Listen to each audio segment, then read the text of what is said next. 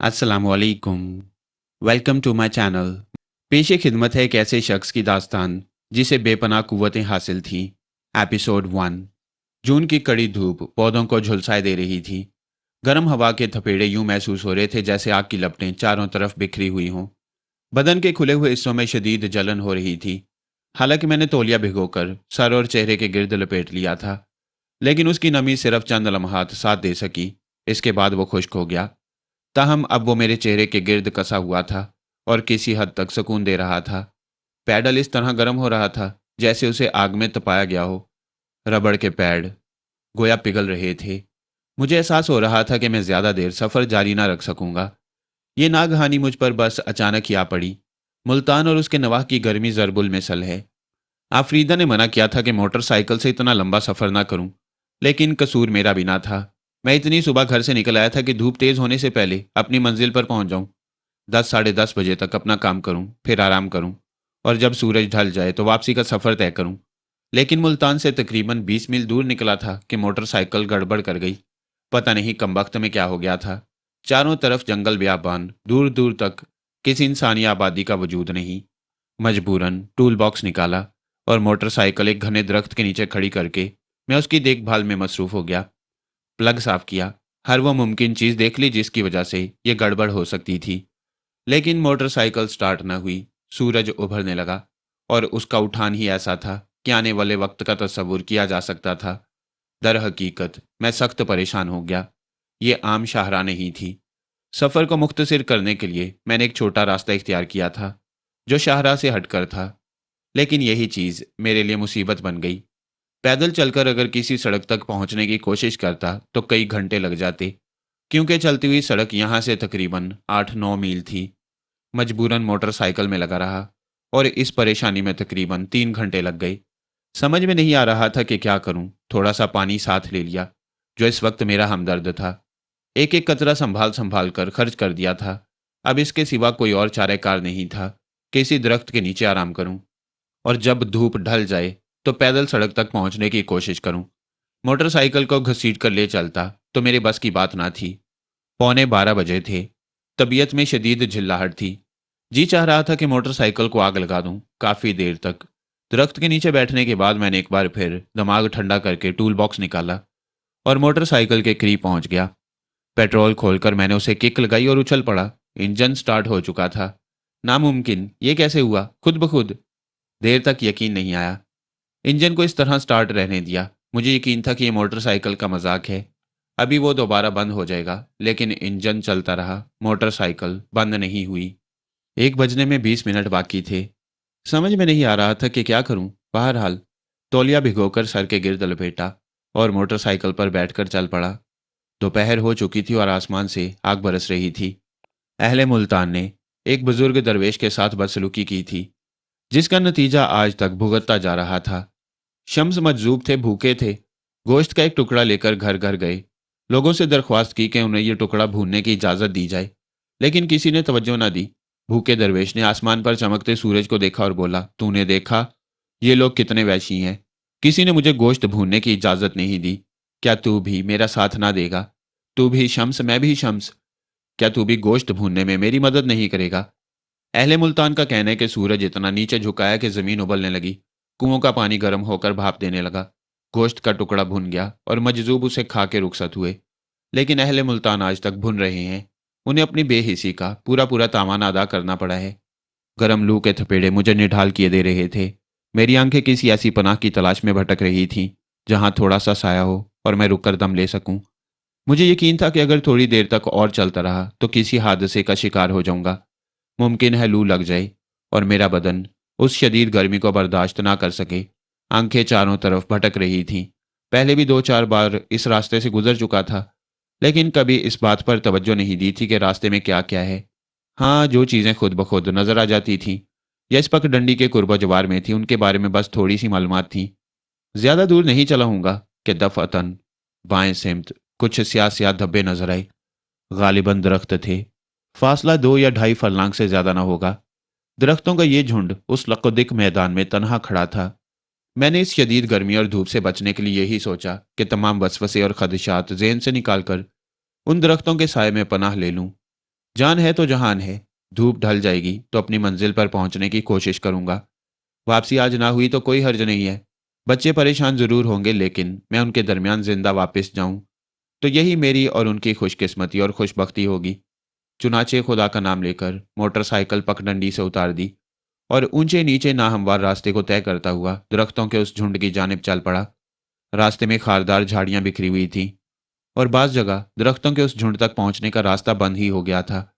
लेकिन मैंने हिम्मत ना हारी। जहां से भी जगह मिली वहां से गुजरता हुआ आगे बढ़ने लगा। दिल में बहुत से खौफ और खदशात भी थे।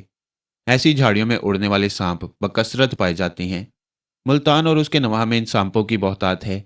हरचंद के मेरा चेहरा तौलिए से ढका हुआ था, लेकिन आंखें खुली थीं और पेशानी का कुछ हिस्सा भी। हाथ खुले हुए थे। इन खुले हुए हिस्सों में किसी भी हिस्से पर कोई उड़न सांप हमलावर हो सकता था। बाहर तौर अब तो जो कुछ तकदीर में लिखा था होना ही था। मैं उन खारदार तारों के दरमियान से गुजरता हुआ बिलाखिर उन दरख्तों के झुंड के नज़दीक पहुंच गया। और फिर ये देखकर मेरे दिल में मुसरत की लहरें बेदार होने लगीं कि दरख्तों का ये झुंड तनहा नहीं था, बल्कि इनके दरमियान में कदीम लखोरी ईंटों की बनी हुई एक इमारत खड़ी हुई थी। ऐसी चंद इमारतों को मैं पहले भी देख चुका था। ये अंग्रेज़ों के दौर की इमारतें थीं, गालिबन गेस्ट हाउस टाइप इमारत थी। इससे पहले ना मैंने कभी इसके बारे में कुछ सुना था और ना ही इसे देखा था। दूर से यह इमारत छोटी दिखाई दी, लेकिन करीब पहुंचने पर पता चला इमारत खासी बड़ी है। उसके बुलंद दरवाजे पर कुछ लिखा हुआ था, जिसे मैं कोशिश के बावजूद पढ़ नहीं सका। ऊंचे ऊंचे दरख्तों के इस जबरदस्त झुंड ने इस इमारत को अपने हल्के में ले रखा था। इमारत के अतराफ में अजीब सा सन्नाटा छाया हुआ था। इसके बेशुमार हिस्से टूटे फूटे थे, लेकिन फिर भी वो कुछ इस तरह महफूज थे कि उनमें आसानी से क्याम किया जा सकता था। पता नहीं इस इमारत में कुछ मौजूद है या नहीं। मैंने मोटरसाइकिल इमारत के नज़दीक रोक दी और खुद नीचे उतर आया। यहाँ खासी ठंडक थी। कम अज कम इस गर्मी में दरख्तों के नीचे भी इतनी ठंडक का तस्वुर नहीं किया जा सकता। दरवाज़ा अंदर से बंद था। मैंने ज़ोर ज़ोर से दरवाजे पर दस्तक दी और चंद लम्हे इंतज़ार किया कि शायद दरवाज़ा खुले, लेकिन कोई जवाब न मिला। मैंने कई मरतबा ज़ोर ज़ोर से दरवाज़ा खटखटाया, लेकिन कोई जवाब न मिला। इसका मकसद ये था कि इमारत में कोई मौजूद नहीं। मैं इसके अलावा कुछ नहीं कर सकता था कि या तो किसी दरख्त के नीचे ही आराम करूं, या फिर उस दरवाजे को खोलने की कोशिश।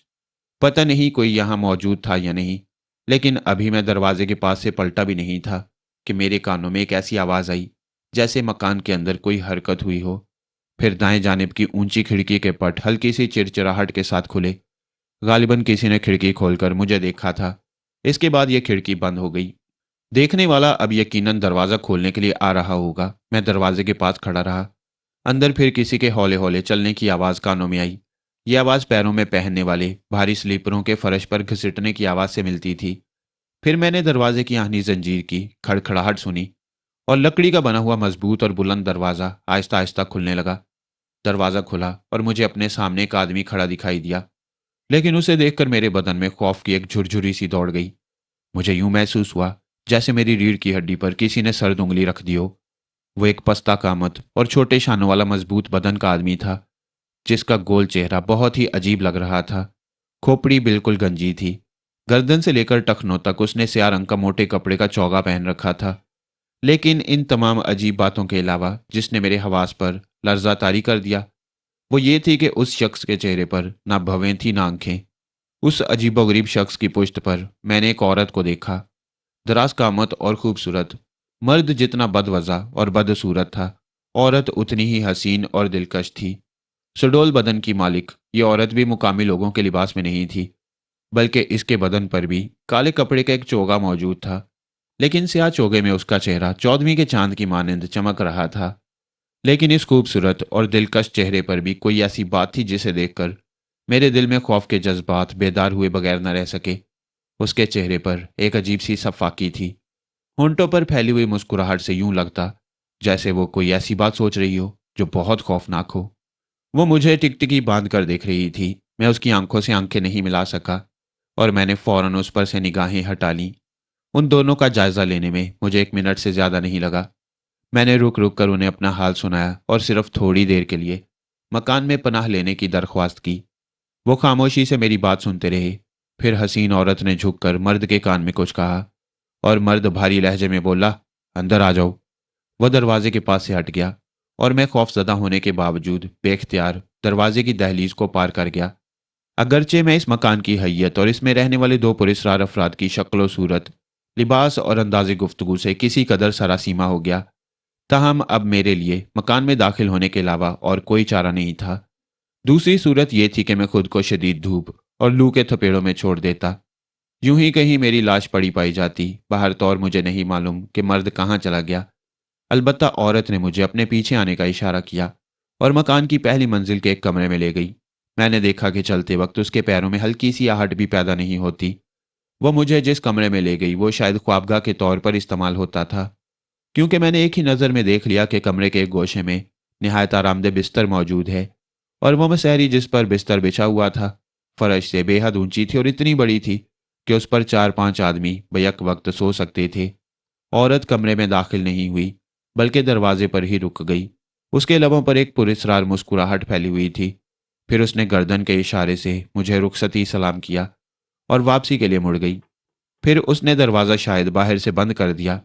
شدید تھکن کے باعث میرا سارا بدن بری طرح ٹوٹ رہا تھا اور میرے سارے کپڑے خاک اور دھول میں اٹ گئے تھے۔ میں نے سوچا کہ کاش اس وقت تھوڑا سا ٹھنڈا ٹھنڈا پانی مل جاتا تو کیا ہی اچھا ہوتا، لیکن مکان میں داخل ہونے کے بعد مکینوں کو زیادہ تکلیف دینا مناسب نہیں تھا۔ میں مسہری کی طرف بڑھ گیا، جوتے اتارے اور اس پر بیٹھ کر گہری گہری سانسیں لینے لگا۔ تولیہ اتار کر میں نے ایک طرف رکھ دیا، لیکن یہ دونوں بغیر آنکھوں والا مرد اور یہ حسین عورت اس ویران مکان میں کیا کر رہی ہیں؟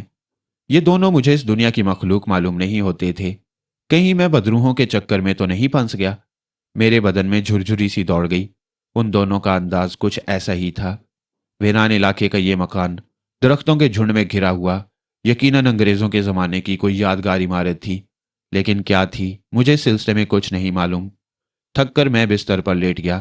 بستر پر لیٹتے ہی ایک بار پھر میرے دل میں یہ خواہش پیدا ہوئی کہ کاش غسل کرنے کا کوئی بندوبست یہاں ہوتا۔ ویسے کچھ نہ کچھ ہوگا ضرور، اگر تلاش کر لیا جائے تو کیا حرج ہے۔ اس خیال سے میں نے کمرے میں چاروں طرف نگاہ دوڑائی۔ ایک طرف ایک چھوٹا سا دروازہ بنا ہوا تھا جس میں کواڑ نہیں تھے۔ لکھوری اینٹوں کی دیواریں بے رنگ و روغن تھیں۔ کبھی کسی زمانے میں ان پر روغن ہوگا، اب جگہ جگہ سے پلاسٹر اکھڑ گیا تھا اور بدنما اینٹیں باہر جھانک رہی تھیں۔ اوپر کافی بلندی پر ایک چھوٹا سا روشن دان بنا ہوا تھا جس سے روشنی اندر آ رہی تھی، لیکن کمرہ بے حد ٹھنڈا تھا۔ میں اٹھ کر دروازے کی جانب چل پڑا۔ دروازے پر اندھیرا تھا، پتہ نہیں اس کے اختتام پر کیا تھا۔ میں اس اندھیرے میں آگے بڑھ کر چند قدم پہنچا کہ دفعتاً میرے ہاتھ کسی کواڑ سے ٹکرائے۔ میں نے اس پر دباؤ ڈالا تو دروازہ کھلتا ہوا محسوس ہوا۔ دروازہ کھلتے ہی جی خوش ہو گیا، کیونکہ یہ واقعی غسل خانہ تھا، مگر بے حد غلیظ۔ نامعلوم کتنے عرصے سے اس کی صفائی نہیں کی گئی تھی۔ کمرے میں مدھم روشنی جو روشن دان سے آ رہی تھی غسل خانے تک پہنچنے کے قابل نہیں تھی، لیکن اتنی روشنی یہاں ضرور تھی کہ آنکھیں اس کا جائزہ لے سکیں۔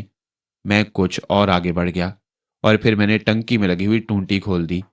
نہایت مدھم سی روشنی میں نے دیکھا کہ ٹونٹی میں سے پانی کی پتلی سی دھار نکل کر غسل خانے کے فرش پر گرنے لگی، مگر یہ پانی گدلا اور سیاہ رنگ کا تھا جس میں سے زنگ کی بو آ رہی تھی۔ پھر پانی کی ٹینکی اور لوہے کے پائپ میں سے خرر خرر کی آوازیں نکلنے لگیں۔ مجھے اندازہ ہو گیا تھا کہ لوہے کی یہ ٹینکی طویل عرصے سے استعمال نہیں کی گئی۔ پہلے تو میں نے یہ سوچا کہ غلیظ پانی سے نہانے کا سوال ہی پیدا نہیں ہوتا، لیکن پھر یہ سوچا کہ کم از کم ہاتھ پیر ہی صاف کر لوں جو بے حد گرد آلود ہو گئے تھے۔ میں نے پتلون اور جرابیں اتار دیں اور اپنے بستر پر رکھ کر واپس غسل خانے میں آیا۔ میرے دل سے اب اس مکان کی ویرانی اور بدروحوں کا سارا خوف دور ہو چکا تھا۔ چنانچہ میں پانی کے نیچے آ گیا۔ چونکہ میں اس غلیظ اور بدبودار پانی سے ہاتھ نہیں دھو سکتا تھا، اس لیے میں نے اپنے پیر آگے بڑھا دیے اور پانی کی پتلی دھار میرے پیروں پر گرنے لگی، مگر دفعتاً میرا سانس جہاں تھا وہیں رک گیا۔ خدا کی پناہ، یہ کیا چیز تھی جو میرے بدن سے چپک رہی تھی؟ میں نے غور سے اپنے پیروں کو دیکھا اور پھر جیسے میری روح کھنچ کر حلق میں آ گئی۔ کیا دیکھتا ہوں کہ میرے پیروں پر تازہ تازہ خون کی ہلکی تہ جمی ہوئی ہے۔ میرے منہ سے ہلکی سی چیخ نکل گئی اور میں اچھل کر غسل خانے کے دروازے سے باہر آ گیا۔ باہر آ کر میں زمین پر گرا اور پھر بمشکل تمام اٹھ کر اپنی مسہری تک پہنچ گیا۔ میرا دل بری طرح دھک دھک کر رہا تھا۔ نل کی ٹونٹی میں سے خون کی دھار اتنا حیرت انگیز واقعہ تھا کہ انسان کا دل دہل کر رہ جائے۔ میرے ہاتھوں اور پیروں پر خون جم کر آن کی آن میں سخت ہو گیا۔ مجھے احساس ہو گیا کہ یہ خون انسانی ہے۔ اس اچانک اور لرزہ خیز دریافت نے میرا ذہن معاف کر دیا۔ چند لمحے تک میں سر پکڑے چکراتے ہوئے ذہن کو سنبھالنے کی کوشش کرتا رہا۔ ایک ویران سنسان مکان میں دوپہر کے وقت خون سے بھرے ہوئے پاؤں اور ہاتھ اتنا بھیانک اور دہشت انگیز منظر پیش کر رہے تھے کہ انہوں نے میری تمام ذہنی اور دماغی قوتیں سلب کر لی تھیں۔ میں یقیناً اسے ایک خواب یا وہم سے زیادہ اہمیت نہیں دیتا۔ اگر خون کے جمے ہوئے لوتھڑے میرے بدن سے نہ چمٹے ہوتے، یہ خون اس امر کی شہادت دیتا تھا کہ میرے ساتھ حقیقتاً وہی واقعہ پیش آیا ہے جو میں دیکھ رہا ہوں۔ چند لمحات کے بعد جب میرے اعصاب کچھ پرسکون ہوئے تو میں اٹھا اور بھیگے ہوئے تولیے سے ہاتھ پیروں پر جمع ہوا خون بمشکل تمام صاف کیا۔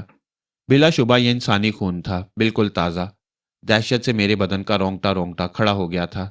دل اس طرح دھڑک رہا تھا جیسے حلق سے باہر نکل آئے گا۔ میں نے اپنے کپڑے دوبارہ پہن لیے۔ میری حالت بے حد خراب تھی۔ اب کوئی احساس نہیں رہا تھا۔ میں دروازے کی جانب دوڑا۔ اس عمارت میں رکنے کا سوال ہی پیدا نہیں ہوتا تھا، مگر دروازے کو آزمایا تو ایک بار پھر میرا بدن دہشت سے سرد ہو گیا۔ دروازہ باہر سے بند تھا۔ اب میں دروازے کے قریب کھڑا سوچ رہا تھا کہ میں ضرور کسی آفت کا شکار ہو گیا ہوں۔ یہاں سے نکلنے کا کوئی راستہ میری سمجھ میں نہیں آ رہا تھا۔ دفعتاً مجھے دروازے کے قریب ہلکی سی آہٹ محسوس ہوئی اور میں پھرتی سے پیچھے ہٹ گیا۔ میں دہشت سے آنکھیں پھاڑے دروازے کی طرف دیکھتا رہا۔ پھر میں نے ایسی آواز سنی جیسے دروازے کے قفل میں چابی گھمائی جا رہی ہو۔ پھر میری طرف دروازے میں لگا ہوا گول دستہ آہستہ آہستہ گھومنے لگا اور دروازہ بغیر کسی آہٹ کے 2-3 انچ کے قریب کھل گیا۔ میرا دل اچھل کر حلق میں آ گیا۔ مفلوج بدن پسینے سے تر ہو رہا تھا۔ آہ، وہ ہیبتناک اور بھیانک خاموشی میں ساری عمر یاد رکھوں گا۔ میرے دانت بری طرح بج رہے تھے اور ایک عجیب سی کیفیت میرے رگو پہ میں دوڑ رہی تھی۔ دفعتاً میرے حلق سے ایک دہشت زدہ سی چیخ نکلی۔ الفاظ کچھ بھی نہیں تھے، بس یہ غیر اختیاری سی چیخ تھی جو خوف کے عالم میں میرے منہ سے نکلی تھی۔ مجھے فوراً یوں محسوس ہوا جیسے کوئی پیچھے ہٹ گیا ہو، اور وہ دروازہ جتنا کھلا تھا فوراً ہی بند ہو گیا۔ میں چند لمحات اپنی جگہ کھڑا اپنے مفلوج بدن کو جنبش دینے کی کوشش کرتا رہا۔ میری سمجھ میں نہیں آ رہا تھا کہ کیا کروں۔ کوئی ترکیب میرے ذہن میں نہیں آ رہی تھی۔ مجھے یقین تھا کہ میں اس عمارت میں موت کا شکار ہو جاؤں گا۔ میں کسی آسیبی جال میں پھنس گیا تھا۔ بمشکل تمام میں نے اپنے حواس کو کسی حد تک سنبھالا اور اس مصیبت سے بچنے کی ترکیبیں کرنے لگا۔ دروازے کے قریب پہنچ کر میں نے پھر اسے کھولنے کی کوشش کی، لیکن میرا اندازہ درست تھا۔ دروازہ دوبارہ باہر سے مقفل کر دیا گیا تھا۔ کافی دیر تک میں سانس روکے دروازے سے کان لگائے کھڑا رہا، لیکن وہاں اب کوئی آواز نہیں تھی۔ میری نگاہیں پھر ادھر ادھر کا جائزہ لینے لگیں۔ فرار کے لیے کوئی راستہ ہی نہیں تھا۔ دفعتاً مجھے وہ روشن دان یاد آیا جو چھت کے قریب تھا۔ میں نے نگاہیں اٹھا کر اوپر دیکھا اور میرا دل پھر زور زور سے دھڑکنے لگا۔ روشن دان میں سلاخیں وغیرہ نہیں تھیں۔ اگر کسی طرح اس تک پہنچا جا سکتا تو غالباً وہاں سے نکلا جا سکتا تھا۔ میں اس تک پہنچنے کے راستے تلاش کرنے لگا۔ اس وقت اس کے علاوہ اور کوئی چارہ نہیں تھا کہ بندروں کی طرح بازی گری دکھاؤں۔ کافی دیر تک میں سوچتا رہا۔ پھر میں نے اس بستر کی طرف دیکھا جس پر چادر وغیرہ بچھی ہوئی تھی۔ صرف ایک ترکیب تھی، صرف ایک ترکیب۔ میں نے چادر اٹھا لی اور اس کی مضبوطی کا اندازہ کرنے کے بعد اس کے تقریباً 8-8 انچ ٹکڑے لمبائی میں پھاڑنے لگا۔ میں رسی تیار کر رہا تھا۔ چادر کے ٹکڑے کرنے کے بعد میں نے ان تمام ٹکڑوں کے درمیان گرہیں لگائیں اور گرہیں لگانے کے بعد کوئی ایسی چیز تلاش کرنے لگا جس کے ذریعے میں روشن دان تک پہنچ سکوں۔ غسل خانے میں قدیم طرز کی ایک ٹونٹی لگی ہوئی تھی جس میں ایک لمبا سا پائپ پھنسا ہوا تھا۔ اگر کسی طرح اس پائپ کو توڑ دیا جائے تو یہ ٹونٹی میرے لیے آنکڑے کا کام دے سکتی ہے۔ دل میں خوف اور دہشت کا شدید احساس تھا۔ میں جانتا تھا کہ اس پائپ میں خون بھرا ہوا ہے اور یہ خون اسی ٹونٹی کے ذریعے نیچے آیا تھا، لیکن خوف و دہشت کے آخری لمحات میں آدمی کسی قدر بے خوف ہو جاتا ہے۔ چنانچہ میں اس پائپ پر قوت صرف کرنے لگا۔ میں اس پائپ کو موڑنے میں کامیاب ہو گیا تھا۔ پائپ نل کے ساتھ ساتھ نیچے مڑا اور اس کے بعد میں نے اسے اپنی پوری قوت سے اوپر کی جانب موڑا۔ پھر 4-6 بار اوپر نیچے کرنے سے پائپ کا سرا لچکنے لگا اور اس کے بعد وہ ٹوٹ کر میرے ہاتھ میں آ گیا۔ میری خوشی کی انتہا نہیں رہی تھی۔ پائپ کے اس ٹکڑے کو لیے ہوئے میں باہر آیا اور میں نے چادر کے ایک سرے پر اسے مضبوطی سے باندھ دیا۔ اس کے بعد میں پائپ کے اسی ٹکڑے کو تولنے لگا۔ میں اسے اس انداز میں روشن دان تک پھینکنا چاہتا تھا کہ وہ اوپر جا کر پھنس جائے۔ اپنی اس کوشش میں 3-4 دفعہ پائپ کا ٹکڑا پھینکنے کے بعد میں کامیاب ہو گیا۔ चुनाचे उसकी मजबूती का जायजा लेने के बाद मैं चादर की रस्सी के सहारे ऊपर चढ़ने लगा। मुझे यूं महसूस हो रहा था जैसे बहुत सी आंखें मेरा जायजा ले रही हों। वो बदरूहें यकीनन मेरी इस हरकत से वाकिफ होंगी। मुमकिन है जब मैं इस रोशनदान से सर बाहर निकालूं तो मुझे कुछ नादीदा हाथ गर्दन से पकड़कर खींच लें, और उसके बाद पता नहीं क्या हो। कोई बात समझ में नहीं आ रही थी। बहरहाल मैं किसी फुर्तीली बिल्ली की तरह उस रस्सी के सहारे चढ़कर रोशनदान तक पहुंच गया। रोशनदान इतना बड़ा जरूर था कि मैं उसमें से निकलकर बाहर पहुंच सकता। उस शगाफ तक पहुंचने में मेरा सांस पूरी तरह से फूल गया था। मैं एक लम्हे के लिए रुका और फिर रोशनदान से मैंने सर उभारा। मुझे रोशनदान के ऊपर दरख्त की एक शाख नजर आई, मजबूत शाख। आह, अगर मैं उस शाख तक पहुंच जाऊं तो यकीनन दरख्तों के झुंड के जरिए मैं बाहर निकल सकता हूं। मैं यही सोच रहा था कि अचानक मुझे नीचे दरवाजे पर आहट महसूस हुई। मेरे कानों ने यह आहट महसूस कर ली थी। फिर मुझे एक चीख सुनाई दी, एक दिल खराश चीख। बड़ी वहशियाना चीख थी। समझ में नहीं आता था कि किसकी आवाज़ है, लेकिन मेरा पूरा बदन सर्द हो रहा था। बार बार सर्द लहरें मेरे जिस्म में दौड़ रही थीं और मैं अपनी कुव्वत से ऊपर तक पहुंचने की कोशिश कर रहा था, और नीचे वो दोनों इफरीत चीख रहे थे। वो पस्ता कामत शख्स और वो खूंखार औरत जो चादर के उस रस्सी के सिरों को पकड़ पकड़ कर झटके दे रही थी ताकि रस्सी मेरे हाथ से छूट जाए और मैं नीचे गिर पड़ूं। लेकिन मैं भी उस वक्त जिंदगी और मौत की बाजी लगाए हुए था। मेरे हाथ में जब रोशनदान का सिरा आया तो मैंने खुद को पूरी कुव्वत से ऊपर पहुंचाने की कोशिश की। मेरे दोनों हाथ मजबूती से रोशनदान के ऊपरी हिस्से पर जम गए और मैं उनके जरिए अपने बदन को ऊपर उठाने लगा। बड़ा मुश्किल काम था। एक बार मैंने पूरी कुव्वत से अपने बदन को ऊपर उठाया और उस शाख को पकड़ने की कोशिश की। यह मेरी खुशबख्ती थी कि शाख मेरे हाथ में आ गई। दूसरे लम्हे मैं उस शाख को पकड़कर ऊपर पहुंच गया। दरख्त की यह शाख दूर तक चली गई थी और एक दरख्त पर जाकर खत्म हो गई थी। मैं उसे पकड़े पकड़े आगे बढ़ने लगा। शाख ज्यादा मजबूत नहीं थी, किसी भी लम्हे वह टूट सकती थी। लेकिन इस वक्त जिंदगी और मौत का मसला था और मुझे अपनी तमाम तर महारत से काम लेना था।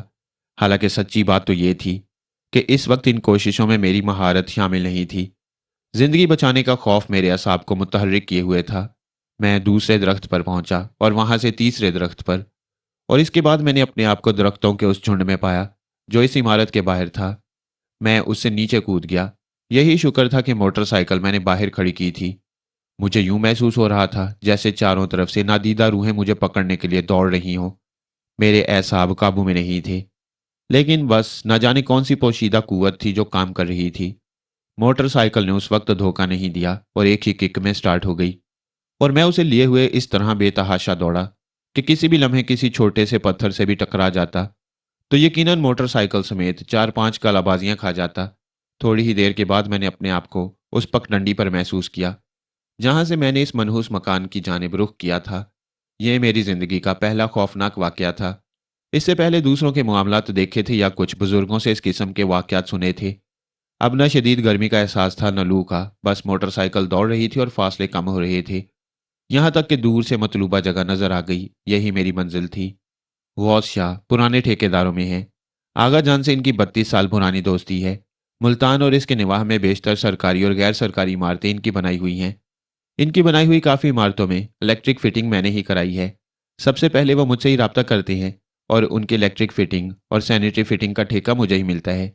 इस सफ़र का मकसद भी यही था। मुझे उनका पैगाम मिला था। मैं जानता था कि उन्होंने इस इलाके में कुछ इमारतों का ठेका लिया हुआ है, बल्कि मैं इंतज़ार कर रहा था कि शाह साहब ने अभी तक मुझसे बात क्यों नहीं की। बहरहाल उन खौफनाक लम्हात से गुजरकर मैं बस्ती पहुंच गया। शाम हो गई थी। सूरज का कहर मादूम हो चुका था। बस्ती के मकान सोगवार महसूस हो रहे थे। दिन भर की धूप में तपते हुए घरों की दीवारें अब भी खूब गर्म थी। लोग काम धंधों में लगे हुए थे। मैंने एक शख्स को रोककर इससे ठेकेदार गौस शाह के बारे में पूछा। ओ ठेकेदार जी, वो बेचारे घर पर ही होंगे। उस शख्स के लहजे में हमदर्दी थी। क्यों, क्या बात है, वो खैरियत से तो हैं? कहाँ जी, मुसीबत में फंसे हुए हैं बेचारे। क्यों, क्या हुआ उन्हें? हम कुछ नहीं बोलेंगे, कौन जाने कौन शिकार हो जाए। कैसा शिकार? बाबूजी खुद जाकर मालूम कर लो, हमें क्यों मुसीबत में डाल रहे हो? उसने मुंह बनाकर कहा और आगे बढ़ने लगा। मैंने एक बार फिर लज्जाजत से उसे आवाज दी, भाई रुको तो सही, कम से कम उनका पता तो बता दो। सीधे चले जाओ, आगे से बाएं तरफ मुड़ जाना, कलिया का बाग आ जाएगा। उसी बाग में ठेकेदार काम कर रही है। वहीं किनारे पर इनका मकान है, देहाती ने कहा और तेज तेज कदमों से आगे बढ़ गया। मैं हैरान परेशान खड़ा रह गया। ठेकेदार को ऐसी कौन सी परेशानी लाहिक हो गई जो दूसरे लोगों को भी मालूम है। मैंने मोटरसाइकिल आगे बढ़ा दी और चंद मिनट के बाद उनके मकान पर पहुंच गया। मकान बस्ती के दूसरे मकानों से जरा अलग थलग था, पुराना बना हुआ था। उसके चंद हिस्से मुरम्मत शुदा थे। दस्तक दी तो दरवाज़ा खुल गया। ये ठेकेदार का पुराना मुलाजिम फ़कीर मोहम्मद था। मुझे जानता था। सलाम वकार बाबू, आ गए आप? हाँ फ़कीर मोहम्मद, कैसे हो? ठीक हूँ बाबू, गाड़ी खड़ी कर दें, अंदर आ जाएं। इसने कहा और मैंने मोटरसाइकिल स्टैंड पर लगा दी। फ़कीर मोहम्मद मकान के मेहमान खाने में ले गया, जो इब्तदाई हिस्से में था। शाहजी मौजूद हैं? आते होंगे, डॉक्टर साहब के पास गई हैं। क्यों, खैरियत? जी वो सलीमा बीबी बीमार हैं। सलीमा ठेकेदार की बेटी थी, 5 बेटे थे और बस एक बेटी थी, इसीलिए लाडली थी। उम्र तकरीबन 18 साल थी और बहुत प्यारी शक्ल की मालिक थी। शाहजी पुराने ख्यालात के मालिक थे, इसलिए बेटी को पढ़ाया लिखाया नहीं था, जबकि बेटे तालीम हासिल कर रहे थे। क्या बीमारी है सलीमा को? मुझे भी उस बच्ची से उनसियत थी। बस जी, अल्लाह जाने। क्या मतलब? साया हो गया है? क्या? मेरा दिल धड़क उठा। वाकयात सुने थे और पढ़े भी थे, लेकिन इससे पहले कभी इस बारे में संजीदा नहीं हुआ था। आज भी इस बात को वहम समझता, लेकिन आज जिन हालात से गुजरा था, इनके बाद शायद जिंदगी भर इन्हें झूठ ना समझता। हाँ जी, बहुत बुरी हालत हो गई है उनकी तो। कब से है यह हालत? 20-22 दिन हो गए वकार बाबू, जब से उनकी यही हालत है। डॉक्टर वगैरह को दिखाया? हाँ जी, यहाँ बस्ती में बस एक ही डॉक्टर साहब हैं। वही बेचारे इलाज कर रही हैं, मगर वो खुद भी परेशान हैं। ज़रा तफसील बताओ फ़कीर मोहम्मद, ये सब हुआ कैसे? मैंने सवाल किया और इसकी बुनियादी वजह यह थी कि गौस शाह साहब मेरे वालिद के दोस्तों में से थे और इनके घर से हमारे इतने पुराने ताल्लुकात थे कि अब 2 घरों का तस्वुर ही ख़त्म हो गया था। मुल्तान ही में रहते थे, जब कहीं दूर दराज का ठेका ले लेते तो वहाँ चले जाते। इसलिए बहुत दिन से मुलाकात नहीं हुई थी। मुझे क्या मालूम था कि वो बेचारे किस परेशानी का शिकार हैं। फ़कीर मोहम्मद के अंदाज में हिचकिचाहट पैदा हो गई। क्यों, क्या बात है? मैंने सवाल किया। वो साहब वकार बाबू, मना कर दिया ठेकेदार जी ने कि किसी से इस मौजू पर बात ना की जाए। कुछ गड़बड़ भी हो गई है। एक दफ़ा आप उन्हीं से पूछ लें। फ़कीर मोहम्मद ने आजिज़ी से कहा और मैं खामोश हो गया। मुझे देहाती की बात याद आ गई थी। उसने भी इसी तरह जान बचाने की कोशिश की थी। थोड़ी देर तक मैं गर्दन झुकाए कुछ सोचता रहा, फिर बोला, यहाँ घर में कौन कौन है? बस जी, बीबी जी हैं और छोटी बीबी। बच्चे सब मुल्तान में हैं। मैं हूँ, बशीरन है और बस। काम हो रहा है? मैंने सवाल किया। कहाँ जी, मजदूर ही भाग गए। कोई भी काम करने को राजी नहीं। पुराना ठेकेदार आया था, लड़ झगड़ कर चला गया। कहने लगा वो अपने मजदूरों को मौत के मुंह में नहीं धकेल सकता। कमाल की बात है। बाहर सूरत, तुम कुछ नहीं बता रहे, इसलिए मैं तुम्हें मजबूर नहीं करूंगा। हाँ फ़कीर मोहम्मद, ज़रा मेरे नहाने का ही बंदोबस्त कर दो। फ़कीर मोहम्मद ने गर्दन हिला दी, फिर वो अंदर चला गया। शाहजी की बेगम को शायद मेरे आने की इतला नहीं हुई थी, वरना शायद इस घर में वो पर्दा नहीं किया जाता था। हालांकि बेगम साहिबा पर्दे की पाबंद थी। जब फ़कीर मोहम्मद ने जाकर बताया तो वो खुद ही मेरे पास आ गई। मैंने अदब से उन्हें सलाम किया। बेगम साहिबा का चेहरा सता हुआ था, बाल बिखरे हुए थे, चेहरे ही से परेशानी का इजहार होता। सलाम करने के बाद मैं इनसे उनकी खैरियत मालूम करने लगा। उनकी आंखों से आंसू छलक उठे। बेटे, सलीमा की हालत ख़राब है, बस अल्लाह से दुआ करो, अल्लाह उसे शिफा दे। मैं मजबूर हूँ बेटे, कुछ बता नहीं सकती। उन्होंने इसीलिए बुलाया है। सलीमा ही के लिए उन्होंने तुम्हें तकलीफ़ भी दी है। ओह अच्छा अच्छा, मैं जिस लायक भी हूँ हाजिर हूँ। खुदा उसे शिफा दे। खैर चची जान, मैं आपको परेशान नहीं करूँगा। फ़कीर मोहम्मद नहाने का बंदोबस्त कर रहा है। तुम कपड़े वगैरह तो लाए नहीं होगे। तहमद दे दूँ तुम्हें शाहजी का? दे दें चची जान, वापस कर दूंगा अभी। अच्छा अच्छा, कोई बात नहीं। शाहजी की बेगम वापस चली गई। चंद मिनट बाद फ़कीर मोहम्मद आया। उसने गुसल खाने में पानी साबुन वगैरह रख दिया। मैं नहाया। नहाते हुए मुझे उस मनहूस गुसल खाने का ख्याल आ गया, जिसके नल से खून की धार मुझ पर आ पड़ी थी। अगर यह धार मेरे सर पर पड़ती तो पता नहीं मेरी क्या हालत हो जाती। शुक्र था कि मैंने सिर्फ हाथ पांव ही धोने की कोशिश की। नहाते हुए मेरे रोंगटे खड़े हो गए। पूरे बदन पर रेशा सा तारी हो गया।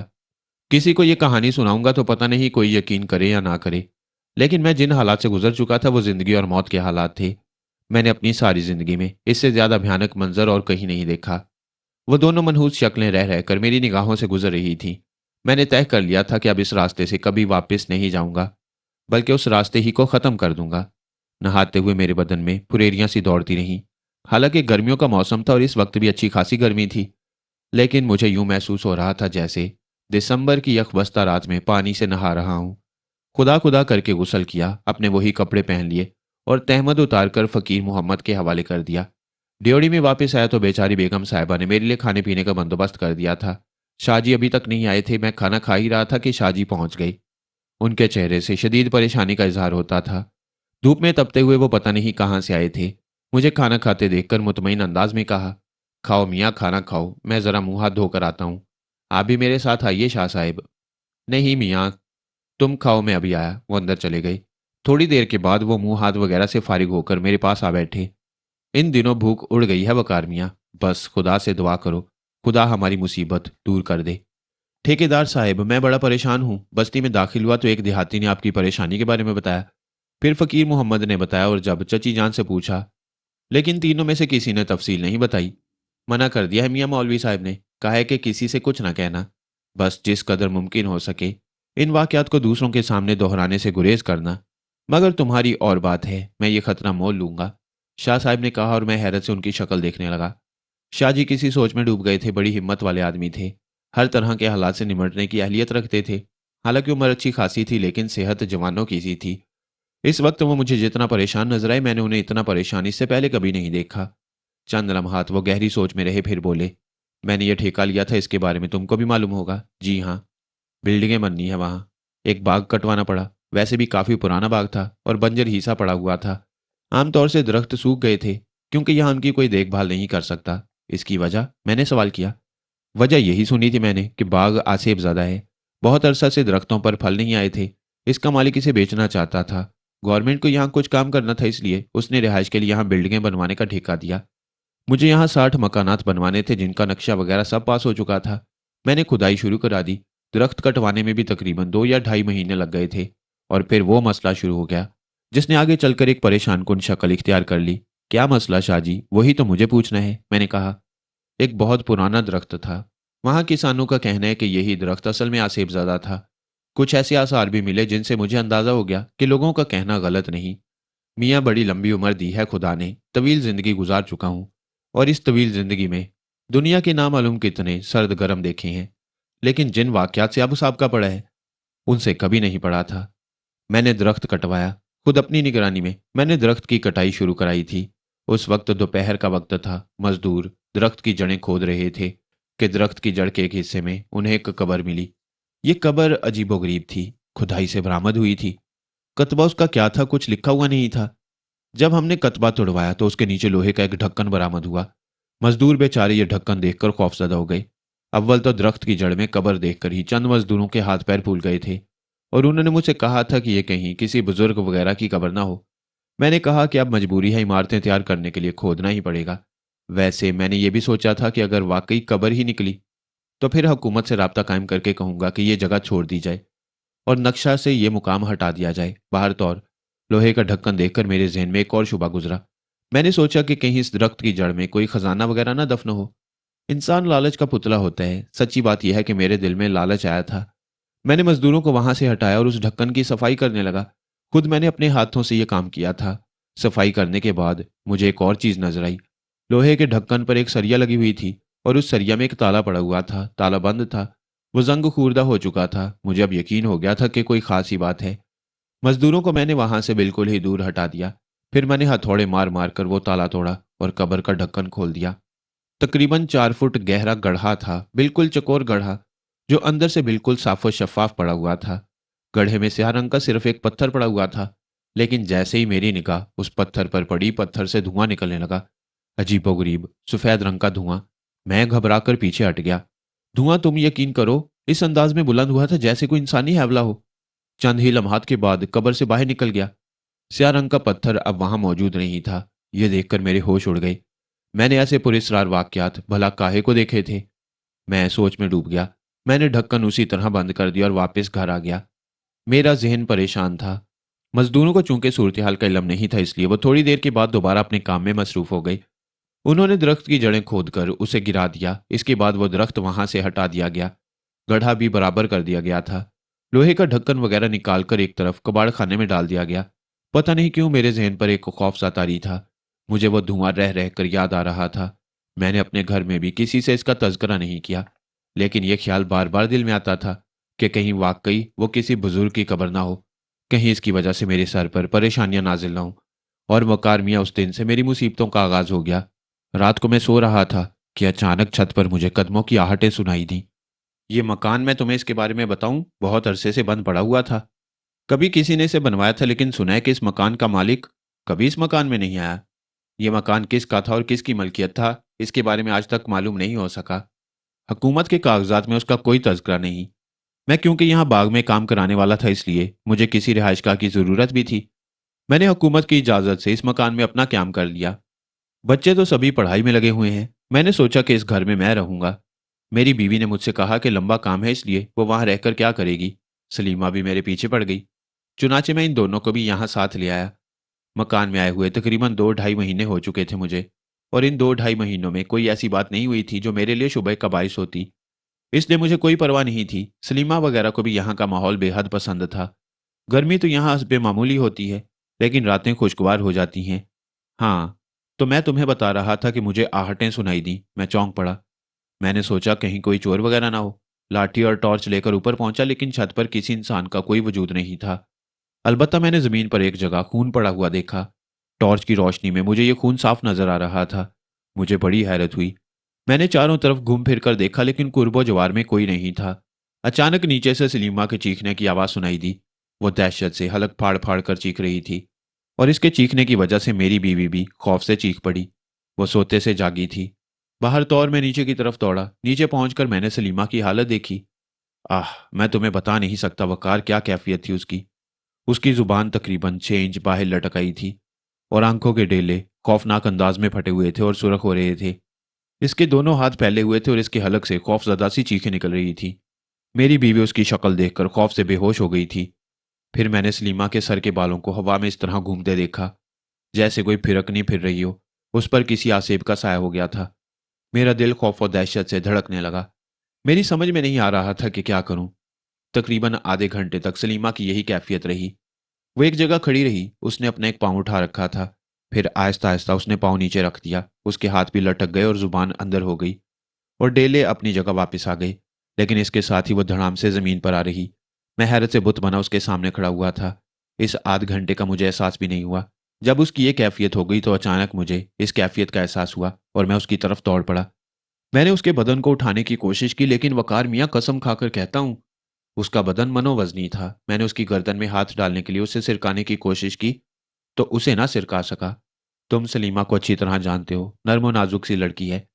भला उसमें इतना वजन कहाँ था कि मेरे मजबूत हाथों से हिल भी ना सके। लेकिन मैं उसे हिला ना सका। अब बुरी तरह बदहवास हो गया था। उधर बीवी भी बेहोश पड़ी थी। बाबा फकीर मोहम्मद के साथ 2 आदमी और भी थे, जिन्हें सोते से जगाया और उठाकर अंदर लाया। सूरत हाल मैंने उन्हें नहीं बताई। मैंने उनसे कहा कि सलीमा को उठाकर बिस्तर पर डालें। उन्होंने इसे उठाया तो आराम से उठाकर बिस्तर पर डाल दिया। ऐसा महसूस हो रहा था जैसे अब सलीमा के बदन में वो वजन ना रहा हो। रात भर सलीमा बेहोश रही। बड़ी मुश्किल से अपनी बेहोश बीवी को होश में लाया। वो बेचारी बुरी तरह बदहवास होकर रोने लगी थी। मैंने उसे सूरत हाल बताई और कहा कि ज़रूर हमसे कोई गलती हो गई है। अब क्या किया जाए। इस जगह को तो छोड़ देंगे, लेकिन हमें वो बुजुर्ग मुआफ़ कैसे करेंगे जिन बुजुर्ग की वो कब्र थी। कोई बात समझ में नहीं आई थी। सुबह आंखों ही आंखों में हो गई। सलीमा को सख्त बुखार चढ़ा हुआ था, और वो बड़ी थकन महसूस कर रही थी। बड़ी मुश्किल से उसे एक प्याली चाय पिलाई, और उसने कुछ नहीं खाया था। बुखार की वजह से मैं बस्ती के डॉक्टर से मिला। डॉक्टर रहीम खान बहुत अच्छे आदमी हैं। बस बेचारे ऐसे ही डॉक्टर हैं, छोटे मोटे इलाज कर लिया करते हैं। बुखार की दवा उसे देकर चले गए। बुखार की वजह उनकी समझ में नहीं आई थी, लेकिन मैंने उन्हें सूरत हाल भी नहीं बताई। दिन में मैं काम पर चला गया। दिल हौल रहा था। मजदूरों से मैंने कहा कि इस जगह के गिर्द ईंटें रखकर एक अहाता बना दिया जाए। वहां पहुंचकर मैंने दिल ही दिल में उन बुजुर्ग से बड़ी मुआफिया मांगी जिन्हें मेरे हाथों से तकलीफ पहुंची थी।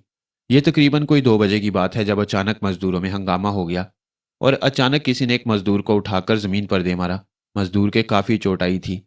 किसी की समझ में नहीं आता था कि इस मजदूर को किसने उठाकर पटका है। बहरहाल मजदूर थोड़ी देर बेहोश रहा। होश में आने के बाद उसने बताया कि वो खुद नहीं समझ सका था कि उसको किसने पटका है। बस किसी ने उसकी टांगों में हाथ डाला और उठाकर जमीन पर दे मारा। टांगों में हाथ डालने वाले को वो देख नहीं सका। मजदूरों में कुछ बेचैनी फैल गई। रात को वो सब बाग के एक गोशे में आराम करते थे। उस वक्त वो सब सोने को लेट रहे थे। अचानक एक मजदूर ने हंगामा कर दिया। वो मिनमिनाती आवाज में चीख रहा था और अजीब वैश्याना अंदाज में उछल उछल कर गा रहा था। मजदूरों ने जब उसकी शक्ल देखी तो खौफ से उनकी गिग्गी बन गई। नाचने वाले मजदूर की जुबान बाहर निकल आई थी। आंखें खौफनाक अंदाज में चमक रही थीं। मजदूरों का कहना है कि ये आंखें रोशन बत्तियों की तरह चमक रही थीं। फिर उस मजदूर ने भर्राई हुई आवाज में कहा, सब भाग जाएं, वरना वो सबको भस्म कर देगा। चुनाचे बहुत से मजदूर तो उस दिन सुबह को चले गए। जो जरा हिम्मत वाले थे उन्होंने मुझसे राब्ता कायम किया और बताया कि ये बाग आसेब ज़दा है और अब बाग के आसेबों ने इनके लिए मुसीबत खड़ी कर दी है। दूसरे दिन काम होता रहा मगर मजदूर बहुत थोड़े रह गए थे। मैंने फैसला किया था कि शहर जाकर कुछ और मजदूर ले आऊं, लेकिन इसका मुझे मौका ही ना मिल सका। चूंकि रात को सलीमा की हालत फिर वैसी हो गई थी। उस रात सलीमा ने एक भयानक आवाज में हम लोगों से बात की और अजीबोगरीब बातें करती रही। बड़ा खौफनाक मंजर हो गया था। वकार मियाँ, बस मैं तुम्हें क्या बताऊं। और इसके बाद तो सलीमा पर मुसलसल ऐसे ही दौरे पड़ रही हैं। जरा उसकी हालत तो देखो क्या हो गई है। बाहर तौर मजदूर आहिस्ता आहिस्ता करके सब भाग गए और काम रुक गया। मैं बड़ा परेशान था। डॉक्टर साहब बेचारे सलीमा को दवाएं दे रहे थे, लेकिन मैं जानता था कि उनकी दवाएं भी बेमकसद हैं। यहाँ एक वाहिद मस्जिद है। मैं उसके मौलवी साहब से मिला जो बुजुर्ग आदमी है। वो बेचारे घर आए। घर आने के बाद उन्होंने सलीमा को देखा। उसकी हथेलियां सूंघने के बाद उन्होंने परेशान लहजे में कहा कि वो आसेब का शिकार है। लेकिन ये आसेब अच्छी रूहें नहीं हैं, बल्कि उन्हें गंदी रूहें कह सकते हो। मैं उनकी बात सुनकर परेशान हो गया। अच्छी रूहों के सामने तो मुआफी तलाफी से काम चल सकता है, लेकिन ये भूत प्रेत जिसके पीछे पड़ जाएं उसकी गुलू खुलासी जरा मुश्किल से ही होती है। मैंने मौलवी साहब से कहा कि वो खुदा के लिए कुछ करें। मौलवी साहब ने मुझे चंद तावीज़ दिए, लेकिन ये तावीज़ कारगर न हुए, बल्कि बेचारे मौलवी साहब भी परेशानी का शिकार हो गए। उन्होंने बताया कि रात को मस्जिद के गिर्द बेशुमार लोग दौड़ते भागते और गालियां बकते रहे। वो सब की सब उन्हें सुनाई देती रहीं। अगर ये मस्जिद के अंदर ना होते तो ये खबीस रूहें यकीनन उन्हें नुकसान पहुंचाने की कोशिश करती। मौलवी साहब ने मुझसे कहा था कि किसी बड़े आलिम से रुजू करूं। ये डॉक्टर वगैरह के बस की बात नहीं। मौलवी साहब ने खुद भी माजूरी जाहिर की थी और कहा था कि वो थोड़ा सा इल्म रखते हैं और ये इल्म उन भूतों के लिए नाकाफ़ी है। अलबत्ता उन्होंने मुझे एक हदायत की थी। उन्होंने कहा था कि मैं किसी से इसका तज़किरा न करूं। लोगों को अगर खुद मालूम हो जाए तो दूसरी बात है। बाहर तौर चंद मजदूरों की जुबानी बस्ती में ये बात फैल गई और लोग अब तो इस इमारत के पास आते हुए भी कतराते हैं। आपने सलीमा को शहर के किसी डॉक्टर को क्यों नहीं दिखलाया शाह जी? मैंने ताज्जुब से पूछा। बस क्या बताऊं, जो बीत रही है मुझ पर मैं जानता हूं, मेरा दिल जानता है। सलीमा को 2 बार ले जाने की कोशिश कर चुका हूं, लेकिन क्या बताऊं क्या हुआ। क्या? मैंने खौफजदा लहजे में पूछा। एक दफ़ा सलीमा को जीप में डालकर शहर की तरफ ले चला तो तकरीबन कोई 2-3 ही मील गया हूँगा कि रेडिएटर में आग भड़क उठी। पानी बिल्कुल खुश्क हो गया। हालांकि रेडिएटर बिल्कुल ठीक ठाक था। बड़ी मुश्किल से पानी वगैरह डालकर आग बुझाई और जीप नाकारा हो गई थी। उसे छोड़ छाड़ कर बेटी को लेकर वापस आ गया। फिर इसके बाद जीप को ठीक ठाक कराया। यहीं 1-2 मिस्त्री वगैरह भी रहती हैं। ठीक कराने के तकरीबन 1 हफ्ते के बाद मैंने फिर कोशिश की। सलीमा को जीप में लेकर चला। अभी ज्यादा दूर नहीं चला था कि अचानक जीप में सांपों का एक जोड़ा फुंकारने लगा। बस यूं समझो कि एक खौफनाक हादसा होते होते बचा। बड़ी मुश्किल से कूद काद कर हमने जान बचाई। सांप जीप ही में थे। इसके बाद मैंने लाख कोशिश की कि उन्हें तलाश कर लूं, लेकिन वो ना मिले। दोबारा मैंने सलीमा को जीप में बिठाकर जीप आगे बढ़ाई कि एक बार फिर सांपों की फुंकार हमें सुनाई दी। इस बार वो जीप के हुड पर रेंग रहे थे। फिर वो हुड से उतरे और जीप के आगे फुंकार कर खड़े हो गए। मैंने चाहा कि उन्हें कुचलता हुआ गुजर जाऊं, लेकिन चंद ही कदम बढ़ा था कि जीप के रेडिएटर से फिर वही शोले बुलंद हो गए और इंजन में आग लग गई। जीप बिल्कुल नाकारा हो गई। वो देखो पीछे खड़ी हुई है। आजकल जीप मेरे इस्तेमाल में नहीं है, शाहजी ने बताया और मैं खुश कोंटों पर जुबान फेर कर रह गया। शाहजी आहिस्ता से बोले। साफ जाहिर था कि कोई हमें शहर जाने से रोक रहा था। इसके बाद सलीमा को शहर ले जाने की हिम्मत ना कर सका। फिर एक दफ़ा मैं शहर के लिए चला। इरादा यही था कि किसी आमल को तलाश करूंगा या डॉक्टर साहब से मिलूंगा। तो थोड़े ही फासले पर चला हूँगा कि एक बार फिर मुझे सांपों ने घेर लिया। ये सांप अजीब किस्म के होते हैं। लंबे लंबे कुड़ियाले सांप जो सैकड़ों की तादाद में मुझे नजर आते हैं। लेकिन उस वक्त जब मैं शहर किसी ऐसे इरादे से जाने के लिए निकलता हूँ, मैं वहमी आदमी नहीं हूँ मियाँ। तुम नहीं समझते, लेकिन आगा जान मुझे अच्छी तरह जानते हैं। जवानी में बड़े बड़े हंगामे कर चुका हूँ, लेकिन सच्ची बात तो यह है कि अब हिम्मत हार बैठा हूँ। उन सांपों ने आपको कभी नुकसान पहुंचाया? नहीं, लेकिन वो मेरा रास्ता रोकती हैं। सलीमा के इलाज के लिए कहीं नहीं जाने देते। आपने कभी उन्हें हलाक करने की कोशिश नहीं की? इन हालात में हिम्मत नहीं पड़ी। वो दूसरे लोगों को भी नजर आती है। हाँ, अगर कोई मेरे साथ होता है तो वो भी इन सांपों को देखता है। साफ जाहिर हो जाता है कि वो सिर्फ हमारा रास्ता रोकने की कोशिश करते हैं। अगर इसके बावजूद हम उनसे छेड़छाड़ करने की कोशिश करें तो वो यकीनन हम पर हमला करेंगे। बड़ी परेशानी की बात है। आपने हुकूमत को इस बारे में तफसीलात नहीं फराहम की? सूरत हाल की इतला भिजवा दी है। मुझे खतरा है कि किसी दूसरे कॉन्ट्रैक्टर को यह ठेका ना दे दिया जाए। बहरहाल मुझे इसकी परवाह नहीं। मैं तो बस अपनी बेटी के लिए परेशान हूँ। जान बचाने की कोई सूरत मुझे नजर नहीं आ रही है। ठेकेदार गौस शाह के चेहरे पर उसकी दिली कैफियत का पता चलता था। पूरा घराना परेशानी का शिकार हो गया था। मैं आंखें बंद करके उनकी बातों पर ईमान ले आया। दिल तो चाहा कि उन्हें अपनी विपता सुना दूं, लेकिन वो खुद अजाब का शिकार थे। मेरी कहानी से और भी परेशान हो जाते, इसलिए मैंने उनसे कुछ ना कहा। तुम सुनाओ, आगा जान कैसे हैं? ठीक है, खुदा का शुक्र है। मैं खुद सोच रहा था कि आपने अभी तक मुझसे बात नहीं की। सुकून मिलता तो तुमसे बात करता। तुमने हालात सुन लिए हैं, अब बताओ। हाँ ठीक है, खुदा रहम करे। आपने मुझे किसी खास काम से बुलाया था? मैंने सवाल किया। हाँ। कहिए। मुझे आपकी खिदमत करके खुशी होगी। बहुत दिन पहले की बात है, तुमने एक दफ़ा कुछ वाकयात सुनाए थे मुझे। कौन से वाकयात? मुझे सही तौर पर तो याद नहीं। तुम्हारे किसी दोस्त के भाई की कमर में फोड़ा हो गया था और कोई अबू दाऊद जिन था। तुमने उसका इलाज किसी हकीम असगर अली से कराया था। ओह हकीम साहब, मुझे याद है, मैंने जल्दी से कहा। मुलाकात होती है उनसे? इस सिलसिले में मैं बहुत बदकिस्मत हूँ। यानी उन्हीं दिनों मुलाकातें हुई थी, इसके बाद नहीं जा सका। उनकी रिहाइश का मालूम है? हाँ, बशर्ते कि वो उसी जगह हुए। वकार मियाँ, उनके बारे में मालूम करो। इस वक्त उन जैसे किसी बाकमाल बुजुर्ग की ज़रूरत है। अगर वो अज़राह खुदा तरसी हमारी मदद पर आमादा हो जाए तो मुमकिन है सलीमा बच जाए। मैं खुद इस कोशिश में नाकाम रहा, इसलिए मैंने तुम्हें इतला भेजी। गौस शाह ने रुंधी हुई आवाज़ में कहा। मेरे जहन में एक चनाका सा हुआ, जैसे बहुत से शीशे टूट गए हों। दोपहर के वाकयात मेरे जहन के पर्दे पर सबद थे। शाहजी ने मुझे कैसे काम के लिए बुलाया था जिसके सिलसिले में उनका रास्ता हमेशा रोका गया था? क्या मेरे साथ पेश आने वाले वाकयात इस सिलसिले की कोई कड़ी नहीं हो सकते थे? इस वक्त अगर शाहजी को इस बारे में बताता तो मुमकिन है वो इसे ज़रूर कोई उज़र लंग समझते। मुमकिन है सोचते कि मैंने खौफजदा होकर अपनी जान बचाने के लिए कहानी सुना दी है, इसलिए मैं खामोश रहा। शाहजी ने कहा, मुझे खुद गर्ज मत समझना वकार मियाँ। मैं अपने बेटों को भी बुला सकता था, लेकिन तुम्हारे बगैर कोई काम नहीं हो सकता था। और फिर इन खबीस रूहों को हमारे खानदान से दुश्मनी है। तुम मेरी मदद कर सकते हो वकार, मेरी सलीमा की जान बचाओ। शाहजी की सिसकियां निकल गईं। मैंने उन्हें तसल्ली देते हुए कहा, आपने बहुत अच्छा किया शाहजी जो मुझे बुला लिया। मुझे इजाज़त दें, मैं अभी जाता हूँ। हकीम साहब मतलब में मिलेंगे नहीं, लेकिन मुझे उनका घर भी मालूम है। अभी? हाँ, जब हालात मालूम हो गए हैं तो देर कैसी, मैंने कहा। इंसानी हमदर्दी खौफ पर गालिब आ गई थी, वरना रास्ते में जो कुछ हुआ था इसका तकाजा तो ये था कि कान दबाकर सुबह का इंतजार करता। लेकिन शाहजी को ढारस देना भी जरूरी था। शाहजी बोले, सुबह चले जाना बेटा, कल दिन में उन्हें ले आना। नहीं शाहजी, मैं अभी जाऊंगा, और कल अव्वल वक्त में इंशाल्लाह हकीम साहब को लेकर आऊंगा, मैंने कहा।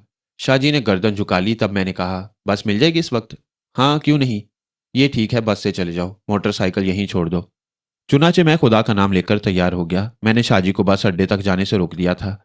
खुद ही मैं बस अड्डे तक आया और बस का इंतजार करने लगा। तकरीबन आधे घंटे के बाद बस आई थी। सवारियां ज्यादा नहीं थी। मैं बैठ गया। दिल ही दिल में मैं खौफजदा था कि कहीं बस को कोई हादसा पेश ना आ जाए।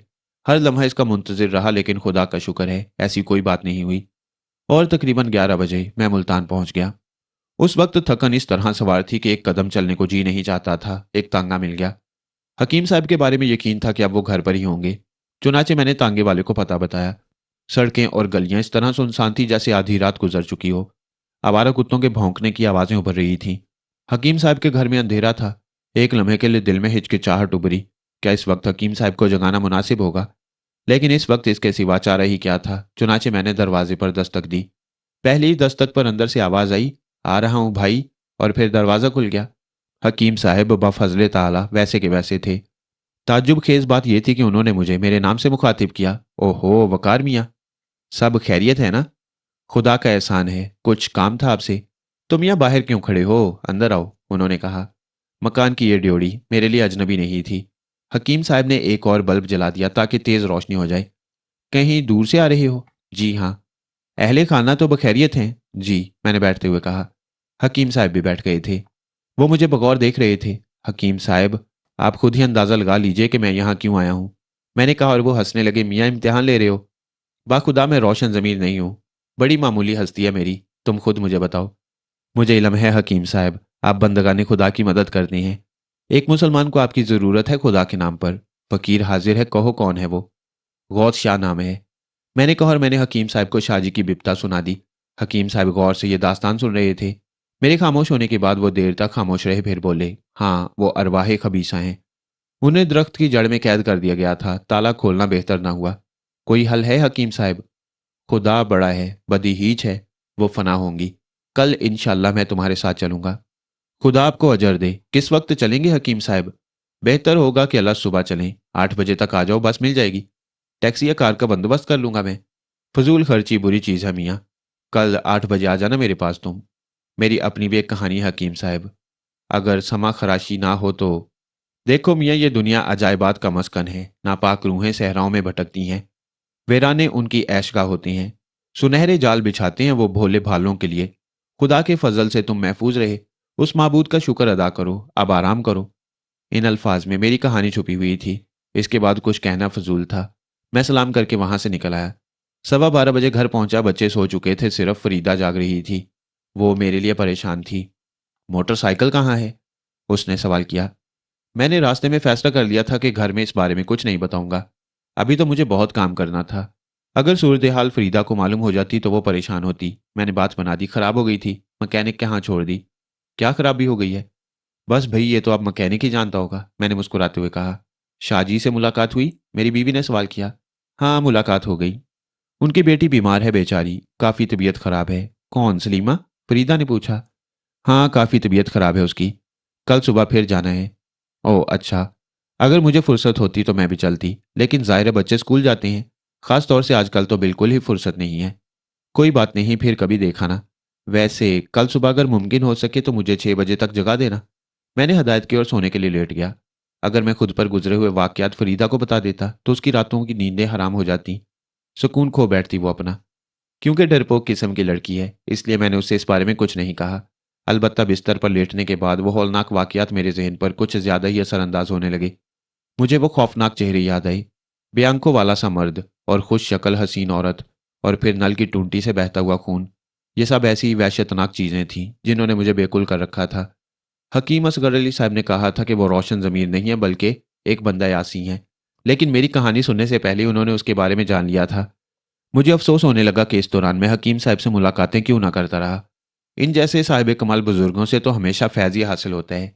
मैंने अहद कर लिया था कि आइंदा उनकी सोहबत से फ़ायदा उठाने की कोशिश करूंगा, बशर्ते कि वो बेचारे शादी के मसले में कामयाब हो जाएं। सलीमा बड़ी अच्छी लड़की थी, बहुत ही हंसमुख और मिलनसार। हालांकि तालीम याफ्ता नहीं थी, लेकिन किसी तौर पर पता नहीं चलता था कि वो गैर तालीम याफ्ता है। बहुत ही अच्छी तबीयत की मालिक थी। मेरे दिल से दुआएं निकली कि खुदावंद करीम उसे सेहत याब करे। बाहर तौर बड़ी जिम्मेदारी के साथ दूसरी सुबह में हकीम असगर अली के पास पहुंचा। बेचारे तैयार बैठे मेरा इंतजार कर रहे थे। मुझे देर तो नहीं हुई? नहीं मियाँ, सही वक्त पर आ गए हो। चले? उन्होंने सवाल किया। जी हाँ। हकीम साहब ने एक छोटा सा ब्रीफ केस हाथों में उठाया हुआ था। उसमें शायद कुछ दवाएं वगैरह थी। मैंने उनके हाथ से ब्रीफ केस लेना चाहा तो वो मुस्कुराने लगे। चलते रहो मियाँ, चलते रहो। एहतराम बड़ी अच्छी चीज़ है, लेकिन आखिरत में मेरे गुनाहों का बोझ कौन उठाएगा? अपना बोझ मुझे खुद ही लेकर चलने दो। मैं खामोश हो गया। थोड़ी देर के बाद हम बस अड्डे पहुंच गए। हकीम साहब की ही ख्वाहिश थी कि बस से सफ़र किया जाए। बस में बैठकर हम चल पड़े। मैंने भी बस के इस सफ़र को बेहतर ख्याल किया। हालांकि मैं जानता था कि हकीम साहब क्या चीज़ हैं, लेकिन बस दिल में एक डर, एक वहशत सी बैठी हुई थी। बस में सफ़र करते हुए हम दोनों ही खामोश थे। मेरे जहन में एक बार फिर उस पुरस्रार मकान का तस्वुर उभरने लगा और मैंने कहा, आप कभी उस पगडंडी से गुजरे हैं हकीम साहब, जिससे गुजरते हुए जैली सड़क पर दरख्तों के झुंड में गिरा हुआ लखोरी ईंटों का बोसीदा सा खंडर नुमा मकान नजर आता है? हकीम साहब मुस्कुराने लगे, फिर बोले, नहीं मियाँ, कभी नहीं गुजरा। लेकिन थोड़े से हालात का तज्जिया मैंने रात को किया था। जी, मैं समझा नहीं, मैंने सवाल किया। बस ये जानना चाहा था कि वो कौन थे जिन्होंने तुम्हारा रास्ता रोकने की कोशिश की थी। फिर क्या है, मैंने सच ही कहा था तुमसे। अरवाह खबीसा वीरानों में भटकती हैं। आबादियों में तो अब उनका गुजर नहीं है, क्योंकि इंसान इनसे कहीं ज्यादा खबीस साबित होता है। लेकिन वीरानों के इन मस्कनों में वो इंसानों को लुभाने के लिए हर काम कर लेती हैं। तुम गर्मी से बुरी तरह परेशान होगे। तुम्हें किसी पनाहगाह की तलाश होगी। इस वक्त तुम्हारे लिए कोई पनाहगाह दुनिया की सबसे बड़ी नेमत होगी। बस उन्होंने तुम्हारे दिल का हाल जान लिया। क्या मतलब? तुम्हारे लिए उन्होंने एक नजरी धोखा तैयार किया। वहम के दरख्तों का एक झुंड और उनके दरमियान एक खाली इमारत, जो तुम्हारे लिए बहुत उम्दा साबित हो सकती थी। चूंकि तुम्हें इस वक्त इस इमारत की जरूरत थी, उन्होंने दरख्तों का झुंड दिखाकर तुम्हें इसकी तरफ मुतवज्जा किया। उसकी घनी छांव में तुम्हें सुकून के लम्हात मुयस्सर किए और फिर उस मकान में बुला लिया जहां वो अपनी शैतानी हरकतों को फैलाए हुए थे। और इसके बाद उन्होंने तुम्हारे लिए कुछ करने का फैसला कर लिया। लेकिन यहाँ तकदीर की बात होती है। बस कोई नेकी एक रोशन सुराख की मानंद होती है जिससे तुम्हें बाहर निकलने का मौका मिला। खुदा की कसम हकीम साहब, यही सब कुछ हुआ था। नल की टूंटी से खून की पतली सी धार निकली और मेरे हाथ पांव गंदे हो गए। खुदा का शुक्र है कि तुम्हारा सारा वजूद गंदा ना हुआ। अगर खून की धार तुम्हारे सर पर बह जाती तो फिर खुदा जाने क्या होता, हकीम साहब ने कहा। ओह, इसका मतलब है? हाँ, उनकी बुराइयां सर से पांव तक तुम्हें अपने घेरे में ले लेती, और इसके बाद तुम्हारी गुलू खलासी मुमकिन ही नहीं थी। पता नहीं कौन सी अच्छाई ने तुम्हें उस नल की टूंटी के नीचे बैठने से बाज रखा, और वो गलीस खून तुम्हारे बदन के थोड़े से हिस्से को गंदा कर सका। खुदा की पनाह, इसका मतलब है मैं बाल बाल बचा हूं हकीम साहब? बचाने वाला वो कादर मुतलिक है, हकीम साहब ने आंखें बंद करते हुए कहा। और इसके बाद मुझे ऐसा महसूस हुआ जैसे वो मुराकबे में खो गई हूं। अब मैंने उनसे बात करना मुनासिब नहीं समझा। पता नहीं कौन से आलम में पहुंच गए थे। उन्हें परेशान करना मेरे लिए मुनासिब नहीं था। बस का सफर जारी रहा। मेरे ज़हन में शाहजी उतर आए थे। बेचारे किस बेचैनी से मेरी आमद का इंतजार कर रहे होंगे। क्या हकीम साहब वाकई उनकी परेशानी दूर करने में कामयाब हो जाएंगे? मेरे ज़हन में यूसुफ का भाई आसिफ आ गया, जिसकी कमर पर एक फोड़ा निकला था। और फिर हकीम साहब ने बड़े ड्रामाई अंदाज में उस जिन को पकड़ा था जिसका नाम अब्बू दाऊद था। हकीम साहब यकीनन अपनी इस कोशिश में कामयाब हो जाएंगे, मुझे भरपूर उम्मीद थी। बस ने बिलाखिर हमें उस अड्डे पर पहुंचा दिया जो उस बस्ती का था जिसमें शाहजी ने ठेका लिया था। हम दोनों उतरकर पैदल चल पड़े। ये दिलचस्प बात थी कि अभी हम चंद ही कदम चले होंगे कि शाहजी हमारे पास पहुंच गए। वो बस अड्डे पर हमारा इंतजार कर रहे थे। उन्हें देखकर मैंने परेशान लहजे में पूछा, खैरियत तो है शाहजी? हाँ मियाँ, अल्लाह का एहसान है, सब खैरियत है, बस तुम्हारा बेचैनी से इंतजार कर रहा था, शाहजी ने जवाब दिया। इनसे मिलिए, ये हकीम असगर अली साहब हैं, मैंने कहा। और शाहजी दोनों हाथ बढ़ाकर हकीम साहब के हाथ को अपने हाथ में लेने लगे। उन्होंने हकीम साहब के हाथ को बोसा देना चाहा तो हकीम साहब ने निहायत नरमी से इनके हाथ पर हाथ रख दिया। नहीं मियाँ, मैं इन तमाम चीज़ों का कायल नहीं हूँ।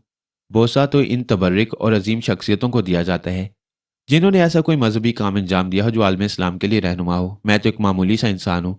मुझे ये इज्जत ना बख्शिए, वरना बड़ी शर्मिंदगी उठानी पड़ेगी मुझे। अल्लाह इस शर्मिंदगी से मुझे बचाए, हकीम साहब ने नरम लहजे में कहा। ओह, शाहजी ने हकीम के हाथ छोड़ दिए और फिर बोले, हकीम साहब, वकार मियाँ ने आपकी इतनी तारीफ की थी कि मुझे आपसे मिलने का बड़ा ही इश्तियाक था। अब ये बदकिस्मती देखिए मेरी कि मुलाकात एक ऐसे सिलसिले में हुई जिसे सिर्फ मेरी गर्ज कहा जा सकता है। नहीं, ऐसी कोई बात नहीं है। गर्ज तुम्हारी नहीं है, बस खुदा के एक बंदे की है जिसे बदी की कुव्वतों ने परेशान कर रखा है, हकीम साहब ने कहा। और इसके बाद वो खामोश हो गई। हम शाहजी के साथ चलते हुए बिलाखिर इस मकान पर पहुंच गए जहां सलीमा मौजूद थी। मेरे ज़हन में अजीब व गरीब ख्यालात थे। ड्योढ़ी में पहुंचकर हमें कुर्सियों पर बिठा दिया गया और शाहजी अंदर चले गए। हकीम साहब खामोशी से कुर्सी पर बैठे हुए थे। उनके होंठ आहिस्ता आहिस्ता हिल रहे थे, जिससे अंदाजा होता था कि वो कुछ पढ़ रहे हैं। थोड़ी देर के बाद शाहजी वापस आए तो उनके हाथ में लस्सी के गिलास थे। रख दीजिए, यहाँ रख दीजिए, अभी हम कुछ नहीं पियेंगे, हकीम साहब ने कहा। और फिर कहने लगे, बच्ची कहाँ है? अंदर मौजूद है हकीम साहब, अगर आप कहें तो लेकर आऊं? हमें अंदर जाने की इजाज़त दे दो, हकीम साहब ने कहा। और शाहजी जल्दी से उठ खड़े हुए। इसमें इजाज़त की क्या बात है, आइए आइए, आपका अपना घर है। वकार मियाँ, तुम ये दरवाज़ा बंद कर दो, बाहर के लोगों को पता नहीं चलना चाहिए। बल्कि शाहजी, अगर यहाँ आपके कुछ मुलाजिम वगैरह हैं तो उनसे भी माजरत करके उन्हें बाहर भिजवा दीजिए। घर में कोई नहीं है हकीम साहब, मुलाजिम बाहर गए हुए हैं। मैं दरवाजे के बाहर किसी को बिठाकर कह देता हूँ कि अंदर कोई ना आए। नहीं नहीं, इसकी ज़रूरत नहीं है, आओ, दरवाज़ा तो बंद ही कर दिया है, आओ, हकीम साहब ने कहा। और हम सब अंदर दाखिल हो गए। शाहजी के चेहरे पर अजीब से तासुरात थे। बाहर तौर इस वक्त मैं दिल से दुआएं मांग रहा था कि हकीम साहब अपने मकसद में कामयाब हो जाएं। सलीमा की हालत इस वक्त बिल्कुल ठीक थी। बेचारी का चेहरा सुत गया था, रंग हल्दी की तरह जर्द हो गया था, आंखें यरकान ज़दा मालूम होती थी। हालांकि उसके चेहरे की शगुफ्तगी और शादाबी देखने के काबिल थी, लेकिन अब उसे देखकर मुझे दिली रंज हुआ। उसने मेरी तरफ देखा लेकिन सलाम नहीं किया, हालांकि वो हमेशा मुझे देखकर सलाम करती थी। शाह साहब को भी उसने सलाम नहीं किया और शाह साहब मुस्कुराने लगे। कैसी हो बेटी सलीमा, सलाम नहीं किया तुमने हमें? उन्होंने पूछा, लेकिन सलीमा ने कोई जवाब नहीं दिया। उसकी आंखों का रंग तब्दील होने लगा। बैठ जाओ, कुर्सी पर बैठ जाओ, बैठकर आराम से बातें करेंगे, शाह साहब ने कहा। लेकिन सलीमा जल्दी से अपनी जगह से उठकर कमरे की एक दीवार के पास पहुंच गई। वह दीवार से टिकी हुई हकीम साहब को घूर रही थी। हूँ, तो मियाँ ताउन पर आमादा नहीं हो तुम? खैर छोड़ो इन बातों को, बताओ तो सही जरा कौन हो? हकीम साहब बड़े दोस्ताना अंदाज में बोले। और सलीमा का चेहरा बिल्कुल ही तब्दील हो गया। उसकी आंखों में अब खून ही खून झलक रहा था। होंठ ऊपर मुड़ गए थे, दांत लंबे हो गए थे। शाहजी ने उसकी शक्ल देखी तो बड़ी मुश्किल से अपनी चीख रोकी। बेगम साहिबा उस कमरे में मौजूद नहीं थी। देखो भाई, हम लड़ने झगड़ने नहीं आए, अच्छा है कोई समझौता हो जाए, पता तो चले कि तुम हो कौन। तू मुसला, निकल जा यहाँ से, यहाँ से निकल जा, तेरा हमारे बीच कोई काम नहीं। अगर तूने कोई गड़बड़ की तो इन सबको ही भस्म कर दूंगा। देखो भाई, हमने तुमसे कोई ऐसी बात नहीं की जो तुम्हें नागवार गुजरे। जब दोस्ती और मसालियत की बात है तो अच्छा यही है कि हम दोस्ती कर लें, वरना ख्वाम ख्वाह में तुम्हें भी नुकसान होगा और हमें भी होगा। मैं तुझे जलाकर भस्म कर दूंगा। पागल हो तुम सारे ही ये बातें कहते चले आओ हो, लेकिन जिंदा और मुर्दों में फर्क होता है। तुम जो कोई भी हो, बस मैं तुमसे कह रहा हूं कि यहां से दफान हो जाओ, इस बस्ती को छोड़ दो और उन वीरानों में पनाह लो जो तुम्हारे लिए बेहतर होते हैं। वरना क्या फायदा हम तुम्हारा नुकसान कर दें। जा जा, बड़ा आया मेरा नुकसान करने वाला, मलीच कहीं का। सलीमा के मुंह से मर्दाना आवाज निकली और हकीम साहब ने गर्दन झुका ली। अच्छा भाई ठीक है, हम जा रहे हैं। आओ भाई तुम लोग भी आ जाओ। हकीम साहब अपनी जगह से खड़े हो गए और मुझे और शाहजी को इशारा किया। सलीमा की कैफियत देखकर ही मेरे रोंगटे खड़े हो गए थे। वाकई मुझ में हिम्मत नहीं थी कि यहाँ टिक सकता। चुनाचे मैं शाहजी के साथ बाहर आ गया। हकीम साहब, शाहजी और मैं तीनों ड्योढ़ी में पहुंच गए। यहाँ पहुंचकर हकीम साहब कुर्सी पर बैठ गए। भाई वो मुसलमान नहीं है, गंदी और खबीस रूह है। यकीनन गंदी और सिफली होगी। बेहतर ये होगा शाहजी कि तुम अपनी अहलिया को यहाँ से कहीं और मुंतकिल कर दो। हम आज ये मार्का सर करने की कोशिश करते हैं, कल पर क्यों टाला जाए। लेकिन बात जरा ज्यादा गड़बड़ हो जाएगी। अहलिया को तुम बस्ती के किसी मकान में पहुंचा दो, इसके बाद इनसे निमट लेते हैं। हकीम साहब के अंदाज में इत्मीनान था। फिर वो मेरी तरफ देखकर बोले, क्यों वकार मियाँ, डर तो नहीं लग रहा? खौफजदा तो हूं हकीम साहब। ना हो मियाँ, लो ये रखो जरा। उन्होंने अपनी जेब से एक सफ़ेद तावीज़ निकालकर मुझे दिया। मैंने ये तावीज़ बड़े एहतराम से उनके हाथ से ले लिया। इसे अपने सीने के करीब वाली जेब में रख लो, और शाहजी आप भी। आपको डर नहीं लगेगा इन्हें रखने से, और इंशाअल्लाह ताला वो पलीद आपको नुकसान नहीं पहुंचाएंगे। ज़रा मैं ये पता लगा लूं कि वो हैं कौन। मैं बेहतर है हकीम साहब, मैं अपनी बीवी को, मेरा मतलब है अपनी घर वाली को, पड़ोस के मकान में छोड़ आता हूँ। लेकिन सलीमा, उसे यहीं रहने दो, वो कमरे में बंद हो गई है। अंदाजा हो गया होगा उसे कि कोई गलत आदमी टकरा गया है उससे, हकीम साहब ने कहा। शाहजी जल्दी से अपनी बीवी को तैयार करने के लिए कहकर बाहर निकल गए, और फिर चंद लम्हात के बाद वो बेगम साहिबा के साथ कहीं चले गए। हकीम साहब मेरे सामने बैठे कुछ पढ़ रहे थे।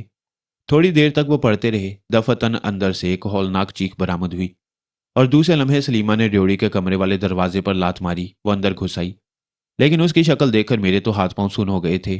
वो गहरे सुरख रंग में डूबी हुई थी, यूं लगता था जैसे मुकम्मल खून की बनी हुई हो। उसकी आंखें अंगारों की तरह दहक रही थीं, होंठ इसी तरह ऊपर को मुड़े हुए थे। तू बाज नहीं आएगा मलीच, तू बाज नहीं आएगा, उसने हकीम साहब से कहा। भाई ये छोटा सा घर है, हम सोच रहे थे कि खुले मैदान में तुमसे मुकाबला हो, मगर खतरा यह है कि दूसरे लोग भी जमा हो जाएंगे। ख्वामख्वाह तुम्हें सबके सामने जिल्लत उठाना पड़ेगी। एक बार फिर हम तुम्हें समझौते की दरख्वास्त करती हैं।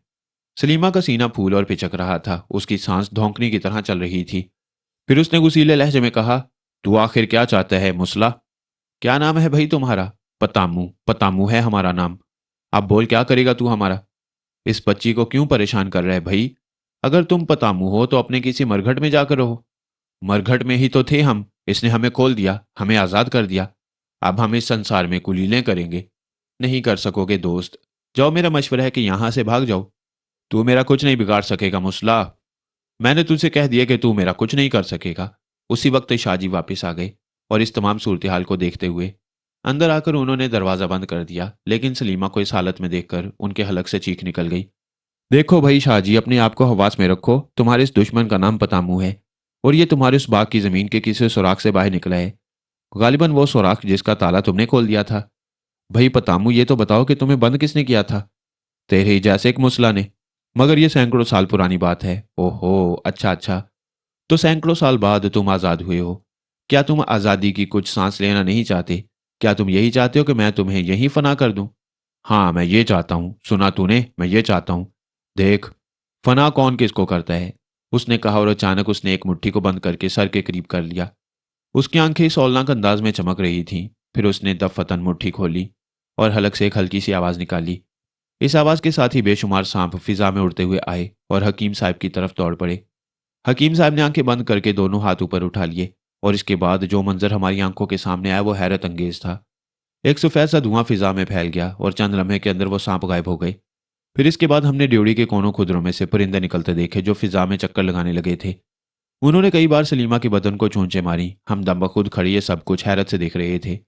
लेकिन सलीमा के जोरदार कहके की आवाज़ सुनाई दी। वे ड्योढ़ी के दरवाजे के पास खड़ी कहके लगा रही थी, लेकिन ये कहके मर्द के थे। यकायक उसके अतराफ में आग के शोले बुलंद होने लगे। फिर उन शोलों में से एक इंतहाई करी सूरत मर्द बाहर निकल आया। सलीमा अब वहां मौजूद नहीं थी। नंग धड़ंग खौफनाक शक्ल का आदमी कहके लगा रहा था, और हमारी रूह फना हुए जा रही थी। ये सब कुछ देखने की सकत हम में नहीं थी, लेकिन अब तो सब कुछ बर्दाश्त कर नहीं था। वो खौफनाक आदमी कह के लगाता हुआ हकीम साहब की तरफ बढ़ा। मस्त हाथी की तरह झूम रहा था वो। मैं तुझे फना कर दूंगा, पीस कर रख दूंगा मैं तुझे, उसने कहा, और हकीम साहब ने एक बार फिर अपने हाथ फिजा में बुलंद किए। दूसरे लम्हे लंबी लंबी पतली चमकदार जंजीरें, जो किसी अजीब सी धात की बनी हुई थीं, इस शख्स के चारों तरफ लिपट गईं। हौलनाक आदमी इन जंजीरों में बुरी तरह जकड़ा गया था। एक लम्हे के लिए उसके कहके रुक गए और फिर उसने जंजीरें तोड़ना शुरू कर दी। वो बड़ी अजीबोगरीब आवाज़ों के साथ इन जंजीरों को तोड़ रहा था और जंजीरें टूट टूट कर नीचे गिरती जा रही थीं। इसके अलावा अतराफ में कुछ ऐसी आवाज़ें सुनाई देने लगीं जैसे मक्खियां भिन भिन आ रही हों। उनमें से किसी के कराहने की आवाज़ें भी उभर रही थीं। वो जब इन जंजीरों को तोड़ चुका तो एक बार फिर उसके चेहरे पर खुशी के आसार फैल गए। बस, उसने कहा, ले अब मुझे संभाल। उसने एक बार फिर पीछे हटकर अपनी मुट्ठियां बंद की, और जब मुट्ठियां खोलनी तो चमगादड़ जैसे बहुत से जानवर हकीम साहब की तरफ लपके एक क़यामत सी आ गई। चमगादड़ों की आवाज़ें भी बुलंद होने लगीं। ऐसा लगता था जैसे हजारों अरवाहे खबीसा मिलकर बैन कर रही हों। हमें अपने कानों के पर्दे फटते हुए महसूस हो रहे थे। लेकिन वो मंजर इतना ही भयानक था कि गोश्त के छोटे बड़े टुकड़े चमगादड़ों के पंजों से गिर रहे थे और वो उन्हें खाने के लिए झपट कर हमले कर रही थी। वो गोश्त को अपनी चूंचों में पकड़ती और इसके साथ खुद ही टुकड़े टुकड़े होकर जमीन पर गिरने लगती। हकीम साहब बड़े सब्र सुकून से ये मंजर देख रहे थे। फिर उन्होंने अपनी एक उंगली उठाई और वहां खामोशी छा गई। अब वहां न चमगादड़ें थी, न गोश्त का कोई टुकड़ा। अलबत्ता सलीमा एक बार फिर अपनी इस हौलनाक शक्ल में इनके सामने खड़ी थी। फिर उसकी आवाज़ उभरी, देख मुसला, अगर तूने ज्यादा गड़बड़ की तो मैं इस लड़की को जान से मार दूंगा। नहीं, यह तेरे बस की बात नहीं है पतामा। अब तू तैयार हो जा। अभी तक तो मैंने तेरे साथ सिर्फ इतना ही किया कि तू यहां से भाग जाए, लेकिन अगर अब तूने ज्यादा गड़बड़ की तो फिर तेरे साथ बेहतर सलूक नहीं होगा। चल आजा सेन में, आजा, जरा देखें तो सही तुझ में कितना दमखम है। आओ भाई, जरा तुम लोग भी देख लो, हकीम साहब ने हमसे कहा और उठकर आगे बढ़ने लगे। सलीमा उन्हें आगे बढ़ते देखकर फुर्ती से ड्योढ़ी के दरवाजे से बाहर निकल गई थी। अचानक हकीम साहब ने दोनों हाथ आगे फैलाए और सलीमा की चीखें सहन में गूंजने लगी। हकीम साहब बाहर निकल आए थे। वो मुस्कुरा रहे थे। भागने की कोशिश क्यों कर रहे हो पतामू? अब जब मुकाबले ही की ठहरी तो जरा दिल खोलकर मुकाबला करो। पतामू अपनी जगह खड़ा हो गया। वो सलीमा की शक्ल में था। अचानक वो जमीन पर बैठकर कुछ मंतर वंतर पढ़ने लगा। इसके बाद उसने जेब से कोई धारदार सी चीज निकालकर अपनी रान में भोंकी। एकदम जमीन फटी और उसमें से एक बहुत बड़ा चेहरा नमूदार हुआ। ये बड़ा खौफनाक चेहरा था। इसके बाद वो जमीन पर बुलंद होता चला गया। इंसानों से मिलता जुलता एक वजूद बाहर आ गया, जिसका कद 2.5-3 फुट से ज्यादा का ना था, लेकिन इसका फैलाव 4 आदमियों जितना था। बाहर आकर इसने अपना सर पतामू के सामने झुका दिया। पतामू ने जल्दी से अपनी टांग के गोश्त का एक छोटा सा टुकड़ा काटा, जिसे देखकर उस औलनाक शक्ल वाले बौने ने अपनी जुबान बाहर निकाल दी। पतामू ने वो टुकड़ा उसकी जुबान पर रख दिया। गोश्त का मजा पाते ही वो उसे चब चब करके चबाने लगा और फिर इतनी जोर की चीख मारी कि हमारे दिल दहल गए। वो खूंखार निगाहों से हमारी जानिब देख रहा था। ये तुम्हारा वीर है? हकीम साहब ने सलीमा की तरफ रुख करके कहा, जो पतामू की शक्ल में थी। ये तुम्हें चबाकर फेंक देगा मुसलाह, जरा तमाशा तो देखो, इसने कहा। आओ भाई, हमें चबा लो, आ जाओ। हकीम साहब ने अपने हाथ आगे बढ़ा लिए और खूंखार शक्ल का 3 फुट बौना हकीम साहब की तरफ बढ़ने लगा। हकीम साहब निहायत सुकून से खड़े हुए थे। बौना हकीम साहब के पास पहुंचा तो हकीम साहब ने अपनी एक उंगली उसकी पेशानी से छू दी। एक बार फिर क्यामत आ गई थी। बौना जमीन पर लौट रहा था। वो कलाबाजियां खा रहा था। वो कई बार पतामू पर गिरते गिरते बचा। पतामू ने 2-3 बार लात मारी, लेकिन बौने में अब इतनी हिम्मत नहीं थी कि वो अपने पैरों पर खड़ा भी हो सके। बड़ी मज़का खेज कैफियत थी उसकी। देखते ही देखते वो जमीन पर लेट गया। उसका बदन किसी गेंद की तरह फूल पिचक रहा था और आहिस्ता आहिस्ता उसका बदन पिचकना शुरू हो गया और इसके बाद जमीन पर वो सिर्फ एक कागज की शक्ल में रह गया। फिर ये तस्वीर भी मिट गई। हाँ भाई पतामू, और किसी वीर को बुलाओ, हमें तुम्हारे वीरों से मिलकर बहुत खुशी हो रही है, हकीम साहब ने कहा। देख, तू चला जा, यहां से चला जा, अच्छा नहीं होगा, वरना मैं इस पूरी बस्ती को तबाह कर दूंगा। तू इस मकान से बाहर निकलकर ही दिखा दे पतामू, बस्ती को तबाह बाद में करना। क्या मतलब? तू मुझे यहां से भागने नहीं देगा? नहीं। हकीम साहब ने यक बार फिर मुट्ठी बंद की और उसके बाद उसे पतामू की तरफ फेंका। दूसरे लम्हे बेशुमार जंजीरें पतामू के बदन से लिपट गईं। अब वो इन जंजीरों को तोड़ने की कोशिश कर रहा था, लेकिन इस बार जंजीरें टूटने वाली नहीं थीं। ये पहली जंजीरों से ज्यादा मजबूत और ठोस थीं। पतामू इनके दरमियान जकड़ा हुआ इन्हें तोड़ने की कोशिश करता रहा। हकीम साहब 2 कदम और आगे बढ़े और एक बार फिर उन्होंने कुछ पढ़कर पतामू पर फूंका। पतामू बुरी तरह कलाबाजियां खाने लगा। इसके बदन से जंजीरें गायब हो गईं, लेकिन यूं महसूस हो रहा था जैसे अब भी वो नादीदा जंजीरों में जकड़ा हुआ हो। अचानक उसके बदन से खाल उतरने लगी। ये खाल सलीमा के बदन से उतर रही थी। खाल इस तरह उतरने लगी जैसे किसी जानवर की खाल उतार दी गई हो। अंदर से गोश्त नजर आ रहा था। सलीमा का चेहरा और बदन अब गोश्त का एक लोथड़ा था। लिबास नाम की कोई चीज उसके बदन पर बाकी नहीं रही। वो अपने असली खदोखाल में ही थी, लेकिन अब अंदर से गोश्त ही गोश्त चमक रहा था। शाहजी ने आंखें बंद करके घुटनों में मुंह दे लिया, लेकिन मैं सहरज़दा निगाहों से ये तमाम मंजर देख रहा था। शाहजी अपनी बेटी को इस अंदाज में नहीं देख सकते थे। अचानक उनके हलक से एक दिल खराश चीख निकली। ओ मुसलाह, ओ कमीने बाज, आजा, छोड़ दे मुझे, देख, छोड़ दे, देख, ये सब चीजें ना कर। मैं हाँ हाँ पतामू, तुम तो बहुत बड़ी चीज थे, बहुत बड़े वीरों के मालिक। देखूं तो सही तुम्हारे पास कितने वीर और हैं। मैं जा रहा हूं, मुझे जाने दे, मुझे निकल जाने दे यहां से। कहाँ जाओगे अब, कहाँ जाओगे पतामू? जाने के तमाम रास्ते तो तुमने खुद ही बंद कर दिए हैं। मुझे मुझे इस अजाब से निजात दिला दे। देख, मैं चला जाऊंगा, वादा करता हूँ चला जाऊंगा। ले, मैं इस लड़की को छोड़ता हूँ, ले, मैं छोड़ता हूँ। और उसी लम्हे मैंने एक और मंजर देखा, एक ऐसा मंजर जो इस दौर में नाकाबिल यकीनी कहा जा सकता है। मुझे हैरत है कि इस दौर में ये मनाजिर मेरी ही आंखों को देखने के लिए रह गए थे। मैंने देखा कि सलीमा का बदन दरमियान से दो टुकड़े हो गया। सलीमा अपने तौर पर जिंदा सलामत थी, लेकिन इसके बदन का एक हिस्सा इससे हटकर अलग हो गया था। वो अपने पैरों से चल रहा था। यह हिस्सा एक मर्द का था, एक इंतहाई बदनुमा मर्द। लंबे लंबे बाल शानों पर बिखरे हुए थे। बदन अच्छा खासा मजबूत तवाना था, लेकिन चेहरा बड़ा ही भयानक। झाड़ झनकार उस चेहरे पर उगे हुए थे। आंखें अंगारों की तरह दहक रही थीं। कहो पतामू, छोड़ दिया इसके बदन को? छोड़ दिया, छोड़ दिया, मैंने देख लिया, तो मुझसे ज्यादा बलवान है, तू मुझसे ज्यादा ताकतवर है। बस अब मुझे छोड़ दे, मुझे जाने दे, मैं चला जाऊंगा। नहीं पतामू, तुम जमीन से आजाद हो गए हो। तुम्हारे लिए कोई ना कोई ऐसा अमल जरूर होना चाहिए जिसके बाद तुम खुदा के बंदों को परेशान ना कर सको। छोड़ दे, छोड़ दे, छोड़ दे मुझे। अब पतामू बुरी तरह चीखे जा रहा था। वो अपने बदन से उन नादीदा जंजीरों को अलग करने की कोशिश कर रहा था, लेकिन हकीम साहब किसी और ही काम में मसरूफ थे। उन्होंने खुद ही आगे बढ़कर करीब रखी तपाई पर मौजूद मटके से पानी निकाला और उसे एक कटोरे में भर लिया। कटोरे में मौजूद पानी पर उन्होंने कुछ पढ़कर फूंका और अचानक उन्होंने यह पानी पतामू की तरफ उछाल दिया। पतामू के हलक से एक दिल खराश चीख निकली और वह फिर पत्थर की तरह साकित व जामिद हो गया।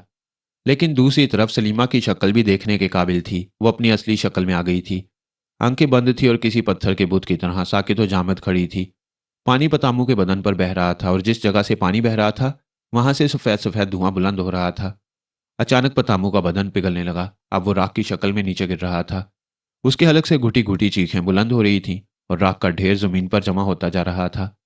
थोड़ी देर के बाद सफेद सफेद राख के ढेर के अलावा वहां और कुछ ना था। तब हकीम साहब ने मटके से थोड़ा सा पानी और निकाला और उसे कटोरे ही में लेकर सलीमा की तरफ बढ़े। फिर उन्होंने वो पानी सलीमा पर छिड़क दिया और सलीमा ने आंखें खोल दी।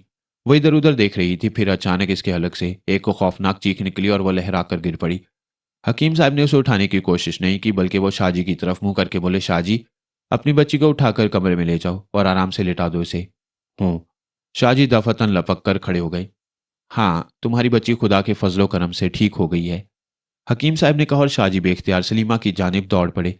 उन्होंने बेहोश सलीमा को अपने बाजू में उठा और कमरे की तरफ जाने लगे। आ जाओ भाई, तुम भी आ जाओ वकार मियाँ, मगर ठहरो, जरा आखिरी काम कर लें, हकीम साहब ने कहा और अपना ब्रीफकेस खोलकर उसमें से एक डिब्बा निकाल लिया। टीन के इस छोटे से डिब्बे में उन्होंने वो राख अपनी मुट्ठी में पकड़ पकड़ कर भरना शुरू कर दी जो जमीन पर बिखरी हुई थी। इतनी सारी राख इस छोटे से डिब्बे में समा गई, ये भी काबिले ताज्जुब बात थी, जबकि आम हालात में उसका वजन तकरीबन 10-11 सेर से कम ना होगा। राख को डिब्बे में भरने के बाद हकीम साहब ने डिब्बे का ढक्कन मजबूती से बंद कर लिया और फिर उसे एक कागज में लपेट लिया। ये पतामू है, एक खबीस अरवा जो इस जगह किसी आलम ने बंद कर दी थी। सदियों पहले की बात बताता हूँ, यकीनन कोई बहुत ही बड़े जय्यद आलिम होंगे जिन्होंने इस शैतान को जमीन में बंद कर दिया था और इसके बाद इसमें ताला लगा दिया था जो इसके हाथों कभी नहीं खुल सकता था, लेकिन वो आज़ाद हो गया। बाहर तो और अब इसका वजूद ही फना हो गया है। बुराइयों को फना होना ही चाहिए, हकीम साहब ने कहा और फिर वो मेरे साथ इस कमरे में पहुंच गए जहां सलीमा बेहोश पड़ी हुई थी। हकीम साहब, अब तो कोई खतरा नहीं है मेरी बेटी को, शाह साहब ने मोहब्बत भरे अंदाज में कहा और सलीमा के बालों में हाथ फेरने लगे। नहीं भाई, अल्लाह का फजल है, अब ये ठीक हो चुकी है। थोड़ी देर के बाद होश में आ जाएगी तो इसे याद भी ना होगा कि इस पर क्या गुजरी है। बेहतर होगा कि आप भी इसे कुछ बताने की कोशिश ना करें। हकीम साहब, हम इस मकान में रहें या यहाँ से चले जाएं? मियाँ, वो खतरा हमेशा के लिए ख़त्म हो गया। अल्लाह का फजल है, अब तुम्हें कोई परेशान नहीं करेगा। मैं इस राख को बहते हुए पानी में डाल दूंगा जो मैंने इस डिब्बे में बंद कर ली है, और इसके बाद पतामू दोबारा कभी जिंदा नहीं होगा। हकीम साहब, बाग में जो कंस्ट्रक्शन की जाने वाली है उसका आगाज कराया जाए या इस जगह को छोड़ दिया जाए? मियाँ, काम करो, काम करो। اللہ तुम्हारे कारोबार में बरकत अता फरमाए। हकीम साहब ने कहा। वो बहुत मुतमईन और मसरूर नजर आ रहे थे। मेरे होंठों पर भी मुस्कुराहट थी। तब हकीम साहब ने मुझसे कहा, वो दोनों तावीज़ मेरे हवाले कर दो, किसी और खुदा के बंदे के काम आएंगे। हम दोनों ने तावीज़ निकाल कर हकीम साहब को दे दिए, जिन्हें उन्होंने एहतियात से अपनी जेब में रख लिया। इसके बाद उन्होंने शाहजी से कहा कि अपनी बेगम को बुला लाएं, भूख लग रही है, हम खाना वगैरह खाएंगे। शाहजी तो दिलो जान से आमादा हो गए। हकीम साहब को पहली बार उन्होंने कोई फरमाइश करते देखा था। शाहजी अपनी बेगम को बुला लाए। वो बड़े मसरूर और मुतमईन नजर आ रहे थे। अंदर आकर उन्होंने कहा, ये यकीन ही नहीं करती कि इनकी बच्ची ठीक हो गई। बहन, अल्लाह के फजल से तुम्हारी बच्ची अब बिल्कुल ठीक हो गई है। अगर हो सके तो हमें माश की दाल खिलाओ, माश की दाल हमें बहुत पसंद है। हकीम साहब बहुत मसरूर नजर आ रहे थे। फौरन ही तैयारियां होने लगीं। दोपहर को हमने शाहजी के साथ खाना खाया। शाहजी ने बहुत से लवाजमात तैयार किए थे, लेकिन हकीम साहब ने मुस्कुराकर कहा, मियाँ पैसा ज़ाया करना फजूल खर्ची है, हमें यह सब कुछ पसंद नहीं। हमने खुद ही तुमसे खाने की फरमाइश की थी, इसलिए कि हम तुम्हारे मेहमान हैं। हम सिर्फ ये माश की दाल खाएंगे, बाखुदा बहुत लजीज पकी है। शाहजी ने कोई एतराज़ नहीं किया। मैंने अलबत्ता खूब हाथ साफ किया। बड़ा मुतमईन और मसरूर था। शाहजी का काम हो गया था और मुझे मुसरत थी कि उनकी बच्ची की ज़िंदगी इस अजाब से निकल चुकी थी। हकीम असगर अली से मुझे बेपनाह अकीदत हो गई थी। यूसुफ वाले मामले में मैंने उन्हें देख लिया था, लेकिन अब तो सूरत हाल ही दूसरी थी। इस दौर में एक ऐसे सच्चे रूहानी बुजुर्ग से मुलाकात हो गई थी जो आम बहरूपियों से बिल्कुल मुख्तलिफ थे। शाहजी भी हकीम साहब के अकीदतमंदों में शामिल हो गए थे। मैं हकीम साहब से रोज़ाना मिलने जाता। एक दिन गौस शाह मेरे पास पहुंचे। बाहर जीप में बहुत सामान लदा हुआ था। उन्होंने कहा, यह सामान हकीम साहब को पहुंचाना है। बेकार है शाहजी, वो कभी कबूल नहीं करेंगे। मैं खुशामद करूंगा, कोशिश कर लें, वो इन चीज़ों का बुरा मानती हैं। मैंने कहा, लेकिन गौस साहब के असरार पर मैं उनके साथ चल पड़ा। ये वक्त दोपहर का था और इस वक्त हकीम साहब मत्तब बंद करने के बाद घर पर आराम करने आते थे।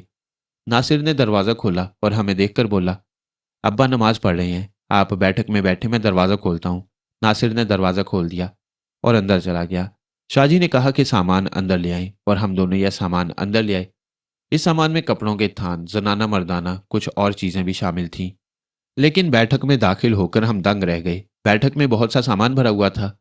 रेशमी कपड़े, जिनमें सच्ची जरकारी के थान भी थे, और कीमती तरीन दूसरे कपड़े भी। खालिस चांदी के बर्तनों के सेट जगमगा रहे थे। एक तरफ जेवरात के डिब्बे पड़े हुए थे, लाखों रुपए का कीमती सामान। वहां इस तरह पड़ा हुआ था जैसे इसकी हकीकत ना हो। हमारे मुंह खुले रह गए। ये सामान इस तरह शाहजी के मुंह से निकला। मैंने कोई जवाब नहीं दिया। इतने में हकीम साहब भी अंदरूनी दरवाज़ा खोल कर आ गए।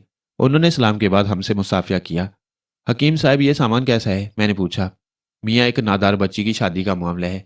वालदैन इज्जतदार है, कभी बहुत अच्छे हालात थे। लड़के वाले मुतवक्का हैं कि बहुत आला जहेज मिलेगा, लेकिन वो बेचारा कुछ देने के काबिल नहीं था। मैंने कहा, मियाँ खुदा पर भरोसा रखो, वो कुछ ना कुछ बंदोबस्त कर देगा। ये हकीर सी अशिया इस बच्ची को नजर करने के लिए जमा की हैं मैंने। शाहजी के होश उड़ गए थे। वो जो कुछ लाए थे वो उसके सामने बिल्कुल बेहकीकत थे।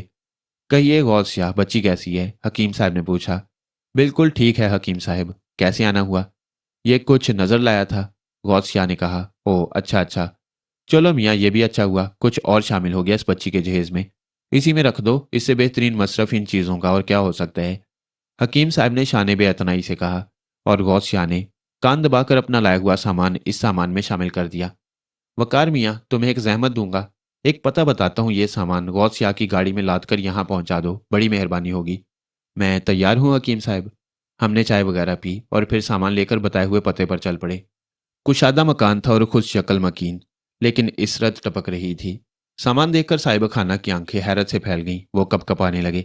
बहरहाल सामान अंदर पहुंचाया गया। वापसी में गौस शाह ने कहा, इज्जत बच गई वकार मियाँ। जो शख्स दूसरों को इतना दे सकता है, उसके लिए मेरे लाए हुए तोहफे क्या मायने रखते थे? मैंने तो आपसे कहा था शाहजी, मैंने मुस्कुराते हुए कहा। मगर ये हकीम साहब हैं क्या चीज़? मेरे दिल में बड़ा तजस्सुस जाग उठा इनके बारे में। खुद मेरी भी यही कैफियत है, मैंने कहा। क्यों ना किसी दिन इनसे इनके बारे में मालूम करें? कोशिश करेंगे, मैंने कहा। इसके बाद हमने रात का वक्त मुकर्रर किया। चंद रोज बीत गए तो हकीम साहब भी हमारी तरफ मुतवज्जा हो गए। हमारे दरमियान एक दोस्ताना फिजा पैदा हो गई थी। अब वो हमारे ही इंतजार करते थे और हम भी मुलाकात में वक्त की पाबंदी का ख्याल करते। आंधी हो या तूफान, हमें वक्त मुकर्रर पर इनके पास पहुंचना होता था। अगर कभी देर हो जाती तो वो मुतफिक्र हो जाते। बिल आखिर एक दिन हमने उनके सामने अपनी ख्वाहिश का इजहार कर ही दिया। हम आपका माजी जानना चाहते हैं हकीम साहब।